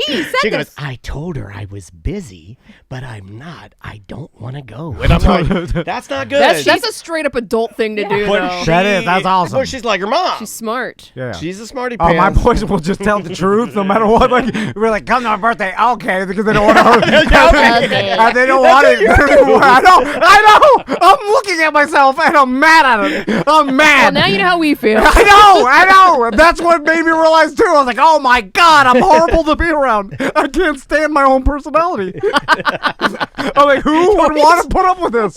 Some person does like nothing. He does lazy, don't want nothing, don't like nothing. And it's me and my boys. We sitting there doing nothing. But at least you got your boys. Start a camp nothing. Yeah, nothing matters, camp nothing. That's a shirt. Camp nothing? It's also Tom and Dan's camp nothing. Tom and Dan's camp nothing. That's great. Oh, do make one an old school camp shirt. I'd love to do that. Old school camp nothing, man. You come here, what are we doing? I don't know. We have no plan. No plan. Yeah, we have no plan. We don't know what we're doing. Listen, if I would suggest that to them, they wouldn't even want to go to that because I ask them, I'm like, what do you like? And I know you like video games. I bet there's some sort of video game. Oh, yeah, sure, yeah. They're like, we got video games at home. They're right. We're not wrong. You stay home too, comfortable. But they're logical too. If they're saying, why not? It's awesome. Their home is awesome. Yeah, they're kind of right too because they're like, well, we could go and make video games by coding ourselves and make really crappy kid video games, or we could play this amazing video game that millionaires made. I made it too good. I'm ruining them. Tracy Claus in the chat says that her friend owns a Minecraft camp. Send them there. Yeah, it's called Code Ninja. Yeah, that's cool. I've heard of you. Yeah. No, we've heard of that. Yeah, well, that implies that they want to go get better. Believe me. But I'm saying they can make friends. Yeah, they can make friends. It's frustrating, and that's why I'm like, oh my God, it's like it's me. This is horrible. You're leaving the decision up to horrible. them. No, I know. You're leaving it too much up to them to say that they want to do something. Just make them go. I was screaming at them the other day. No, you were Don't not. scream at them. Well, I'm not. Leave my friends alone. I'm just telling them. I'm like, you're watching YouTube videos about Minecraft, but a version you don't even have because they're watching the damn mods and the whole thing. So I'm like, all of what they're doing, you can't do. Why are you watching? They'd have to go to the camp and learn how to do it with the Code Ninjas. Well, then they'd have to get a PC and do the whole thing. Take that one underneath. Yeah, take that. Well, we can make solutions. Yeah, we can figure this out. I got you covered, dude. I can figure this out. You don't understand. Everyone's screaming at Tom in the chat. Make them go. Be a parent. goddammit. Make them go. I understand a little bit more of what he's saying. They don't. Right. You could make them go, but they'll go. I mean, they'll do anything. They're the kindest. They'll just sit and just kind of do whatever. But they won't come home and say it's awesome. No, they that sports camp thing was just Bobo garbage or whatever. But it's like they had fun. Like, and they went and they're fun kids. It's not like they're like I refuse to go. Yes, I understand. I'm not that horrible of a parent. I'll just force them to go anywhere, and they'll go and do it. I want them to want to do something. That's all. But they told you they don't want nothing. I know. And by the way, back to the Minecraft. Well, Maisie with the dance thing, like she said, and I have no control over that. She just says, "I want to do the dance." Okay, fine. You want to do the dance, like Sebastian from Danger Brand. He just told me his kid has been asking for forever for drum lessons. I want to do drums. I want to do drums. So you don't have anything like that. You don't have them coming to you and saying, I want to play basketball. I want to be a soccer guy. That's what I want. All right. Yeah. Okay, that makes sense. And then I want to facilitate them wanting to do that by throwing money at some sort of camp like or whatever. Parents do. That's what I want. But they don't want to. Dude, even the Minecraft, I understand. Yeah, I can get a PC and they could do the same stuff. And that's when I tell them, like, well, do you want to get a PC? Because the Switch version doesn't have it. They're just indecisive. I think that's boys. No, they're just like, it's fun. I think that's kind of boys. But isn't Max interested in the piano and stuff? Have you I said, do you want to learn piano? Do you want to learn guitar? Tommy's like, I know how to play guitar. yes, he is you. 2 weeks. Then you should have been like, play it right now. 2 weeks. Call us bluff. That's not playing guitar. You're just strumming it. That's not. You need to know the notes. I don't want to do nothing. I love it. I actually love it now. Now that you fully explained it, it makes sense. And now But then Maisie's torturing you by doing 1,000,000 handstands. Oh, it's great. Okay, please, to make him feel better. I want my sons to do 1,000,000 handstands. No, you don't. To make him feel better, please tell him the arguments and screaming matches. And I'll be honest with me and May. We've been going at it this week a little bit, right? Me and her. How crazy are how many cartwheels a day? I would say no less than 100. How many handstands a day? Well, and I'm in my office-is-year-old studio, and so she's upstairs in the second floor, and all you hear is dunk, dunk, dunk. Yeah, constantly. Her, like I'm trying landing. to type an email to you. I got somebody calling me. I'm trying to do something. And after that repetitive motion, you're like, God damn it, stop! Yeah, you do yell, God damn it, stop. That's what I want. My sons are laying in bed. The grass is always greener, Tom. They walk there on the couch. I'm like, go outside. They're all quietly sitting. And they're like, I don't know what to do. Maisie will make me. I have kids that live here. I hear nothing. Dead silence. I don't have a yard because we live in a townhome, and Maisie will make me sit on the hot, recently coated black asphalt in a chair, sweating my D off. That's why I'm constantly wanting beers, because I'm sitting out there. I was like, I'm dying out here. We have her we have a mat, and so she'll take the mat outside and then just constantly cartwheel on with hot her good, asphalt with for her good hours. side, cartwheel with her bad side, handstand. That's awesome. Yeah. Push. She's now trying to do push-ups with her handstand or walk with her handstand. Yeah, she's trying to walk. Yeah, that's awesome. I want that. My son won't even go play in the goddamn playground. We bought him. I'm like, it's out there, the pool. They're like, how we want to do nothing. I like that. Camp nothing. Wait on the couch. I want to do camp nothing. Tom's camp nothing. Do a flip. Anyway. Oh my God, we gotta get out of here. You need to fan yourself. No. Break the sweat. This is what goes on in my mind every day, by the way. Me too. All right. We'll be right back. Welcome to A Corporate Time with Tom and Dan. I'm Dan. I'm Tom. Samantha's here. Butler's here. And welcome to the show, everybody. Yep. If you want to sign up to become a BDM, go to tomanddan.com. We're actually planning some BDM-only events and starting that back up again. You can only be invited if you are a BDM, which is one of our subscribers. You get extra show each week. That you can only access if you're a BDM member on the app or the website. And the starting price is $1.95 a month. And you can go up from there, whatever you want. Yeah. It's a love spectrum, but go and sign up at tomanddan.com if you want to be a part of this group. Yeah, and you can choose how much you want to dedicate to it. Also, check us out on YouTube and Twitch. We're live on Twitch right now, and you can catch us live video streaming every single day we stream, Monday through Friday, on Twitch. So just go to twitch.tv/TomandDanLive and search Tom and Dan Live on YouTube. So follow us on TikTok, too. Yes. Sorry. Thank you. Never hit that. So find us on the TikTok and Instagrams and all of that. But yeah, TikTok's the new one we've been doing, so check that out. There's a lot of fun stuff on there. So one of our sponsors on the line from Blanchard Insurance, Jamie. How you doing, Jamie? Good. How are you guys doing? Woo-woo. Good. Good to talk to you. So, Jamie, yeah, you too. There's been a lot of questions swirling around our BDM group, and it seemed like society right now with insurance, and people are having their homeowners insurance go up. People are getting dropped from their homeowners insurance randomly. I've heard twice this week someone, a friend or family member, had said, I got a letter from my insurance company. At the end of the year, they're going to drop me. And then, I have no idea why. And, yeah. And that's scary. So I'm sure, Jamie, you are dealing with lots of these questions, right? We are. It is a very, very challenging insurance market right now, like what you've just mentioned.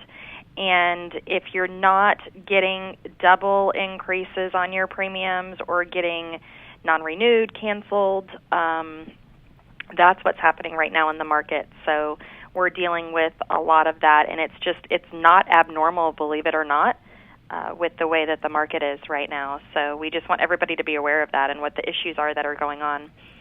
So is it because the demand is so high that insurance carriers can now be more, choosy or picky about who they're covering? It definitely is a few different things. So it is fraud, like what we talked about before. Right. So it's the free roofs and the water claims and the attorney multipliers on the claims. It's killing the insurance companies right now. It's really depleted their surplus. They only have capacity open in certain areas to a certain limit because of this.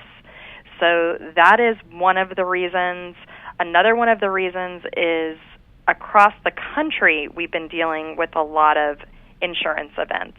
So the floods in Texas and the wildfires in California, all of that adds up. Then you add in the fraud issues in Florida, and insurance is getting expensive on the back end, and that's where you're seeing a lot of those premium increases. So it's coming from a few different directions, and we're mainly seeing double increases, if not more than that. And then, like you said, companies that are canceling people. Certain companies are canceling them within 45 days. We just had another company pull out of the market called Gulfstream Insurance. I know some of the BDMs have Gulfstream. We've gotten a lot of calls from BDMs trying to move their Gulfstream insurance that's being canceled. And then Southern Fidelity has canceled a lot of policies, and also Universal North America. So if any of the listeners have any of those companies, then you need to be checking your policies because non-renewals are on the way if you haven't gotten them already. So we're doing our best to try to get everybody back, at least close maybe to the premiums that they had before, but in a lot of cases they need inspections, 4-point inspections, wind mitigation, some updates on their houses. So we've been working them through the process on that also. Well, that's kind of happened recently with me and just my mom's place. It required a 4-point inspection, which is in a lot of ways sort of ridiculous because the thing is like, it's like 50 square feet. You know what I mean? It's like literally, it could cost me a ton of money to do that. All right, you need a wind mitigation? I got a guy. You got a guy? Okay. Yeah, yeah, we have some guys too for that. Of course we want. We definitely want to keep this in the BDM hookups, right? Yeah, for sure. No, it's super scary though to see that. My guy will sign anything. Whatever. I don't have that kind of guy. No, I'm sticking with Blanchard on this one. I'm not going to jail. I don't want that guy. I don't want Tom's guy either. I'm using your guy. Any paperwork that's going to make my life worse over here. All right, anyway. And actually, it's not very. It's not very expensive for the 4-point and the wind mit in relative to a regular home inspection. So gotcha. The wind mitigation report is the information about the roof, when the roof was replaced, what kind of attachments it has, and it does give substantial credits on homeowners insurance policies. So if they call and we tell them they need a wind mitigation inspection, normally it's about $85 to $110 or so for that. And then if they need a 4-point inspection, that's looking at the 4 main points of the home, the electrical, plumbing, HVAC, and the roof, and that's typically about another $100. So, gotcha. For $250 or less, you can get the insurance inspections. The problem is that these items need to be updated that they're looking at. And some homeowners kind of let things go. 1 year gets away from you, and then 10 years, 20 years gets away from you. Yeah. So, Jamie, without doing some updates. Yeah. Next thing you know, you look around, your wife and child left you, and you're just sitting in a sad apartment in downtown Orlando with no furniture, sitting on an egg crate, eating a Mama Celeste pizza, and crying your eyes out. So, Jamie, this ties into a personal question I got for you. Oh, leave Jamie alone. Which I know I didn't give you the heads up on this question, so I understand that I may need to call you after. My HVAC system? He's going rogue. No. So, anyway, I am getting a new roof tomorrow. Yay. Because I had hail damage, blah, blah, blah. Anyway, secured roofing, putting on the new roof. Now, I fully assume my insurance company is going to drop me, right, for making a claim. Now, everybody's like, oh, I can't do that, can't do it. I'm like, yeah, right. I'm like, of course they are. Like, I don't believe that they're not going to drop me. No way, they're dropping me. They're dropping random people for nothing. They're dropping old Tom Penn for making a roof claim. That's right. Now, here's my issue. Is I've got aluminum wiring, right? Which apparently, from a lot of different BDMs, they're like, that's fine. Aluminum wiring is fine. And they're like, well, not to insurance companies. It's very light. It's the lightest of the wiring. They also don't have the grounding rod. But whatever. Yeah, don't talk about it. Never mention the grounding rod. Oh God. Stand on the roof. You're going to be a lightning rod. So anyway. He removed his. His whole house is a tinderbox of pain. So I am under the based on everything that everybody's told me, it's all hearsay, but they're like, you need to have some sort of solution to your aluminum wiring, or no one's going to insure you. So you got to recycle your wiring, bro. So then I started looking up rewiring your house. I was like, oh, God! Why is it? Yeah. Why? And then I talked to other insurance. Just run an extension cord. You're fine. My electrician buddies are like, no. What you could do is a Lumicon wiring. I'm not going to the EJ stupid con. No, basically they go to all your outlets and your switches, and because the problem with aluminum wiring is it expands and contracts with the connections on your outlets and your switches. You get a big fat wire, and that causes arcing, which could cause fire hazard or whatever. So you have to get these connectors that basically go from your aluminum wiring that runs through your house to some sort of copper contraption that goes to your. So you're rewiring your house. But they're not pulling out the aluminum wiring. They're just making the connection good. So it's half-assed. To the copper into the panel, into the breakers. Well, that's the problem. So, right. So it's copper. Yeah, he's correct. It's copper fasteners, and it's definitely a workaround. And insurance companies do accept that in most cases. So for your situation, where are you at? Are you in Orange County? Seminole County. How'd you bring it up? Seminole, okay. So Seminole, I know. Those Seminole County. By the way, we call them Sima-holes. Yeah, the electrician who told me this was a raccoon. But he was good. He had a belt and everything. Yeah. He was a journeyman, if I remember correctly. He drove a tiny van. Yeah. Smallest. It was a Power Wheels, but he had it loaded up with legit, snap-on tools. It was legit. And he had a ladder, and I was like, you don't need that. Yeah. You know what the funny thing about raccoon electricians is they still have tiny pain pill bottles with tiny pain pills. Don't laugh at that, Jamie. You let us do the dirty stuff. I know.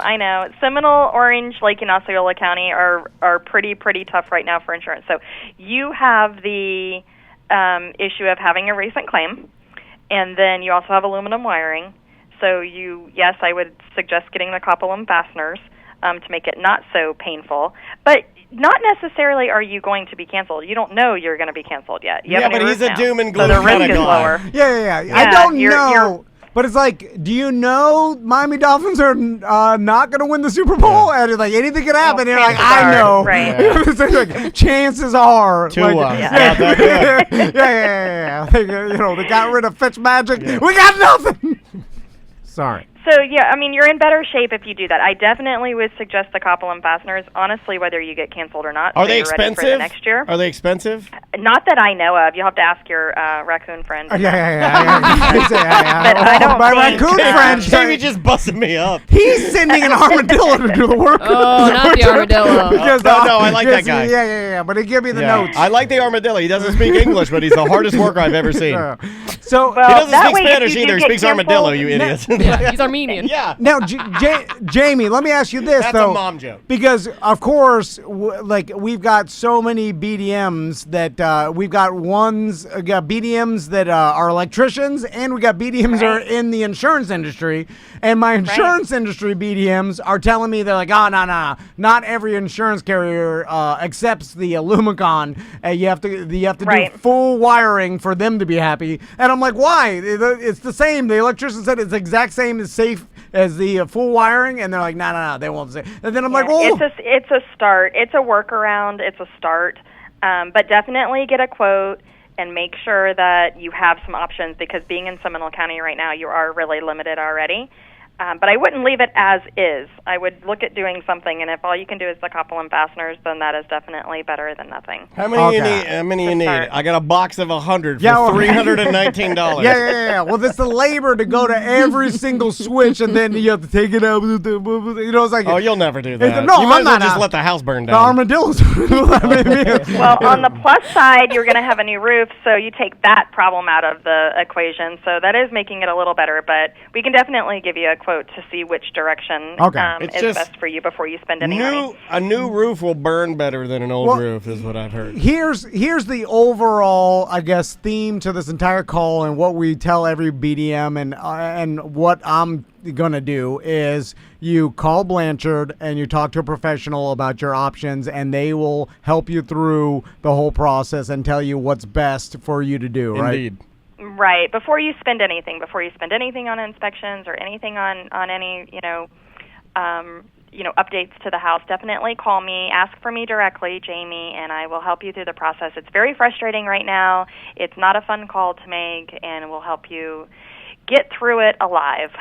And Jamie, you guys also do, which is another whole thing that I've never understood and maybe will never understand because I've given up, is health insurance. You guys handle that as well, right? Yeah. Yes, we have a partner that we work with. His name is Andrew. He does health insurance. Hello. And then we have Jason here who does life insurance. And life insurance is a whole other thing. If you're young and healthy, get it now. It's a lot less expensive than waiting until later. And if you start having health issues, it's going to be harder to get. So after COVID, we started doing a lot of life insurance as well. So health and life, home and auto. A lot of times, home insurance premiums are going up, and let us take a look at your auto. Maybe we can help you on that side of it. Awesome. Yeah. Yeah, I just got health insurance with Andrew. Oh, nice. Yeah, good, my husband's employer was going to charge 3 times the amount this year to keep me on the policy. So I reached wait out till you to see what Blanchard. your employer's going to charge. You guys That's don't. how my situation is, My employers too. don't Yeah. offer me. Oh, you went with Blanchard. Oh, we were about to give health care to you and Butler. And then, Healthcare for all? we're going to get you bad. All the money Free coming for out. all. But ours, we were going to charge you and take it out of your check. But We do the own inspection. I'm the doctor. Yeah, so you come in and you sit on my table, you disrobe. Yeah. It's very. Well, we appreciate the relationship with all the BDMs. It's been good, and That was a and great we've helped subject a lot. change. We've helped a Thanks, lot Jamie. of people. Thanks, Jamie. Jamie's a pro. Call Blanchard. Talk to Jamie and the team. They'll help you out. I know tons of BDMs. The chat room is just gushing about you and how much they love you and how you really, I can't say exactly what good. Tactical said, but he said you un-effed his life, Yeah. Oh. which that sounds like Tactical. Yeah, he's a man that eats only Whoppers. Or if you're. There have been some rough ones. We've had some rough situations, but we've gotten through most of them. Nice. So, and we're honest. If we can't help you, we're honest about it. We're like, We just appreciate can't, that. We appreciate that. If you have phone anxiety like Ghost of Minute Bowl, you can always email Jamie at BlanchardInsurance.com and she'll send you in the right direction. There you go. All right, Jamie. We'll talk to you soon. Thanks for all the help and thanks for helping all the BDMs. Thank you. Thank you guys so much. Yeah, All right, no take problem. care. See ya. Bye-bye. See ya. Let's get back to this Dr. Daniel thing. I'm kidding. It's the health insurance thing again. Don't talk about it. It sucks. It does suck.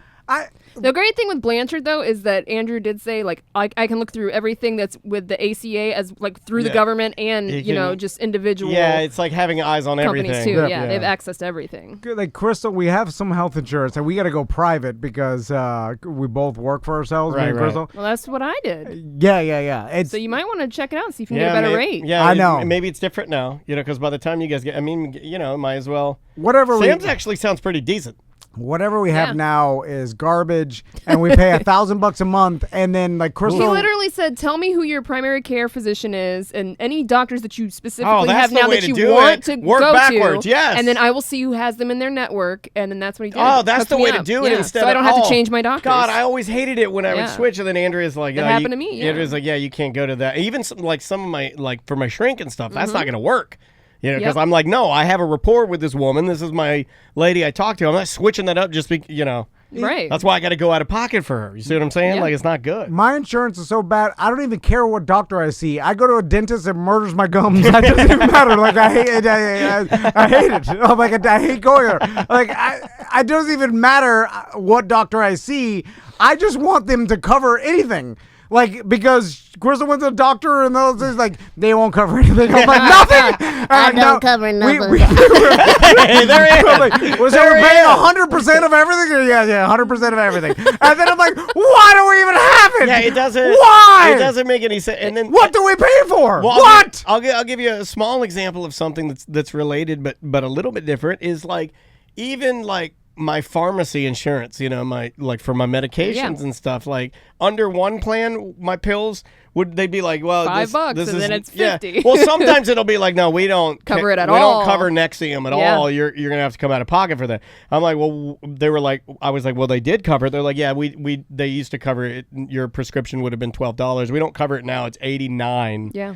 And I'm like, well, then I'll do this. I'll go, well, I can't do that. And they were like, well, I could just scan this Walgreens card. Yeah, just scan it. And then they're like, I scanned the card, and then, okay, let's do this. It was $86. That brings it down with the Walgreens fair pills card. It comes down to $2. I'm like, well, hold on a second. You said my insurance didn't cover it, and then you said it would be $86. But then you said if I bought your card for $10, then it brings the price of the $86 whatever. $50. This SSI, I'm on whatever this pill I'm on for my brain now. They just need your email address. It's like, what?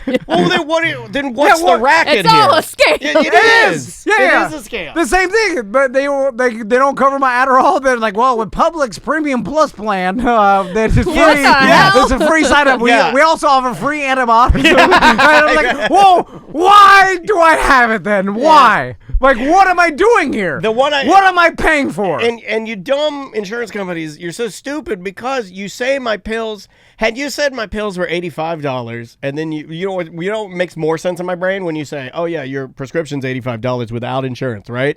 With insurance, your prescription is $30. Wow, that sounds right. No, you do it so I don't believe it. You go, your pills were $86, and we just scanned this card. Now you owe us 14 cents for your Xanax. I'm like, well, hold on. That doesn't. If you just said something reasonable like this insurance took $50 off the. No, but you never say that. You usually give me some dumb number like, oh, and you only owe $1.13 today, and I'm like, well, that doesn't make any sense because it was $90. Yes. It doesn't. Yeah. If you go to like Publix, you're like, how much is this corn? It's $2.89 a pound. You're like, okay, well, I don't know how much corn is. That's a lot for corn. I don't know. It sounds right. And then or if I scan this corn for free, it's free corn. It's free. And they're like, all right, well, what's it worth? We don't know. It seems like it's just arbitrary. Nothing matters. Well, if I'd have walked up, okay, going with what you're saying, then the exchange should have been when I walked up. You're knowing that with the Rapid Care card, whatever, the Walgreens Care card, that now my prescription's free. Just when I walk up and say, Dennis, just give me free pills. Don't do nothing. Don't even, because it's insulting that you were going to charge me $86. Yeah. Because you knew you had the free. Thank you. That's why. So if I just paid the $86, I would have walked out of here for $86 poorer. And it could have happened. Yeah, and sometimes they forget to even tell you about the card. Give me the free first. Anyway. Oh, bye-bye.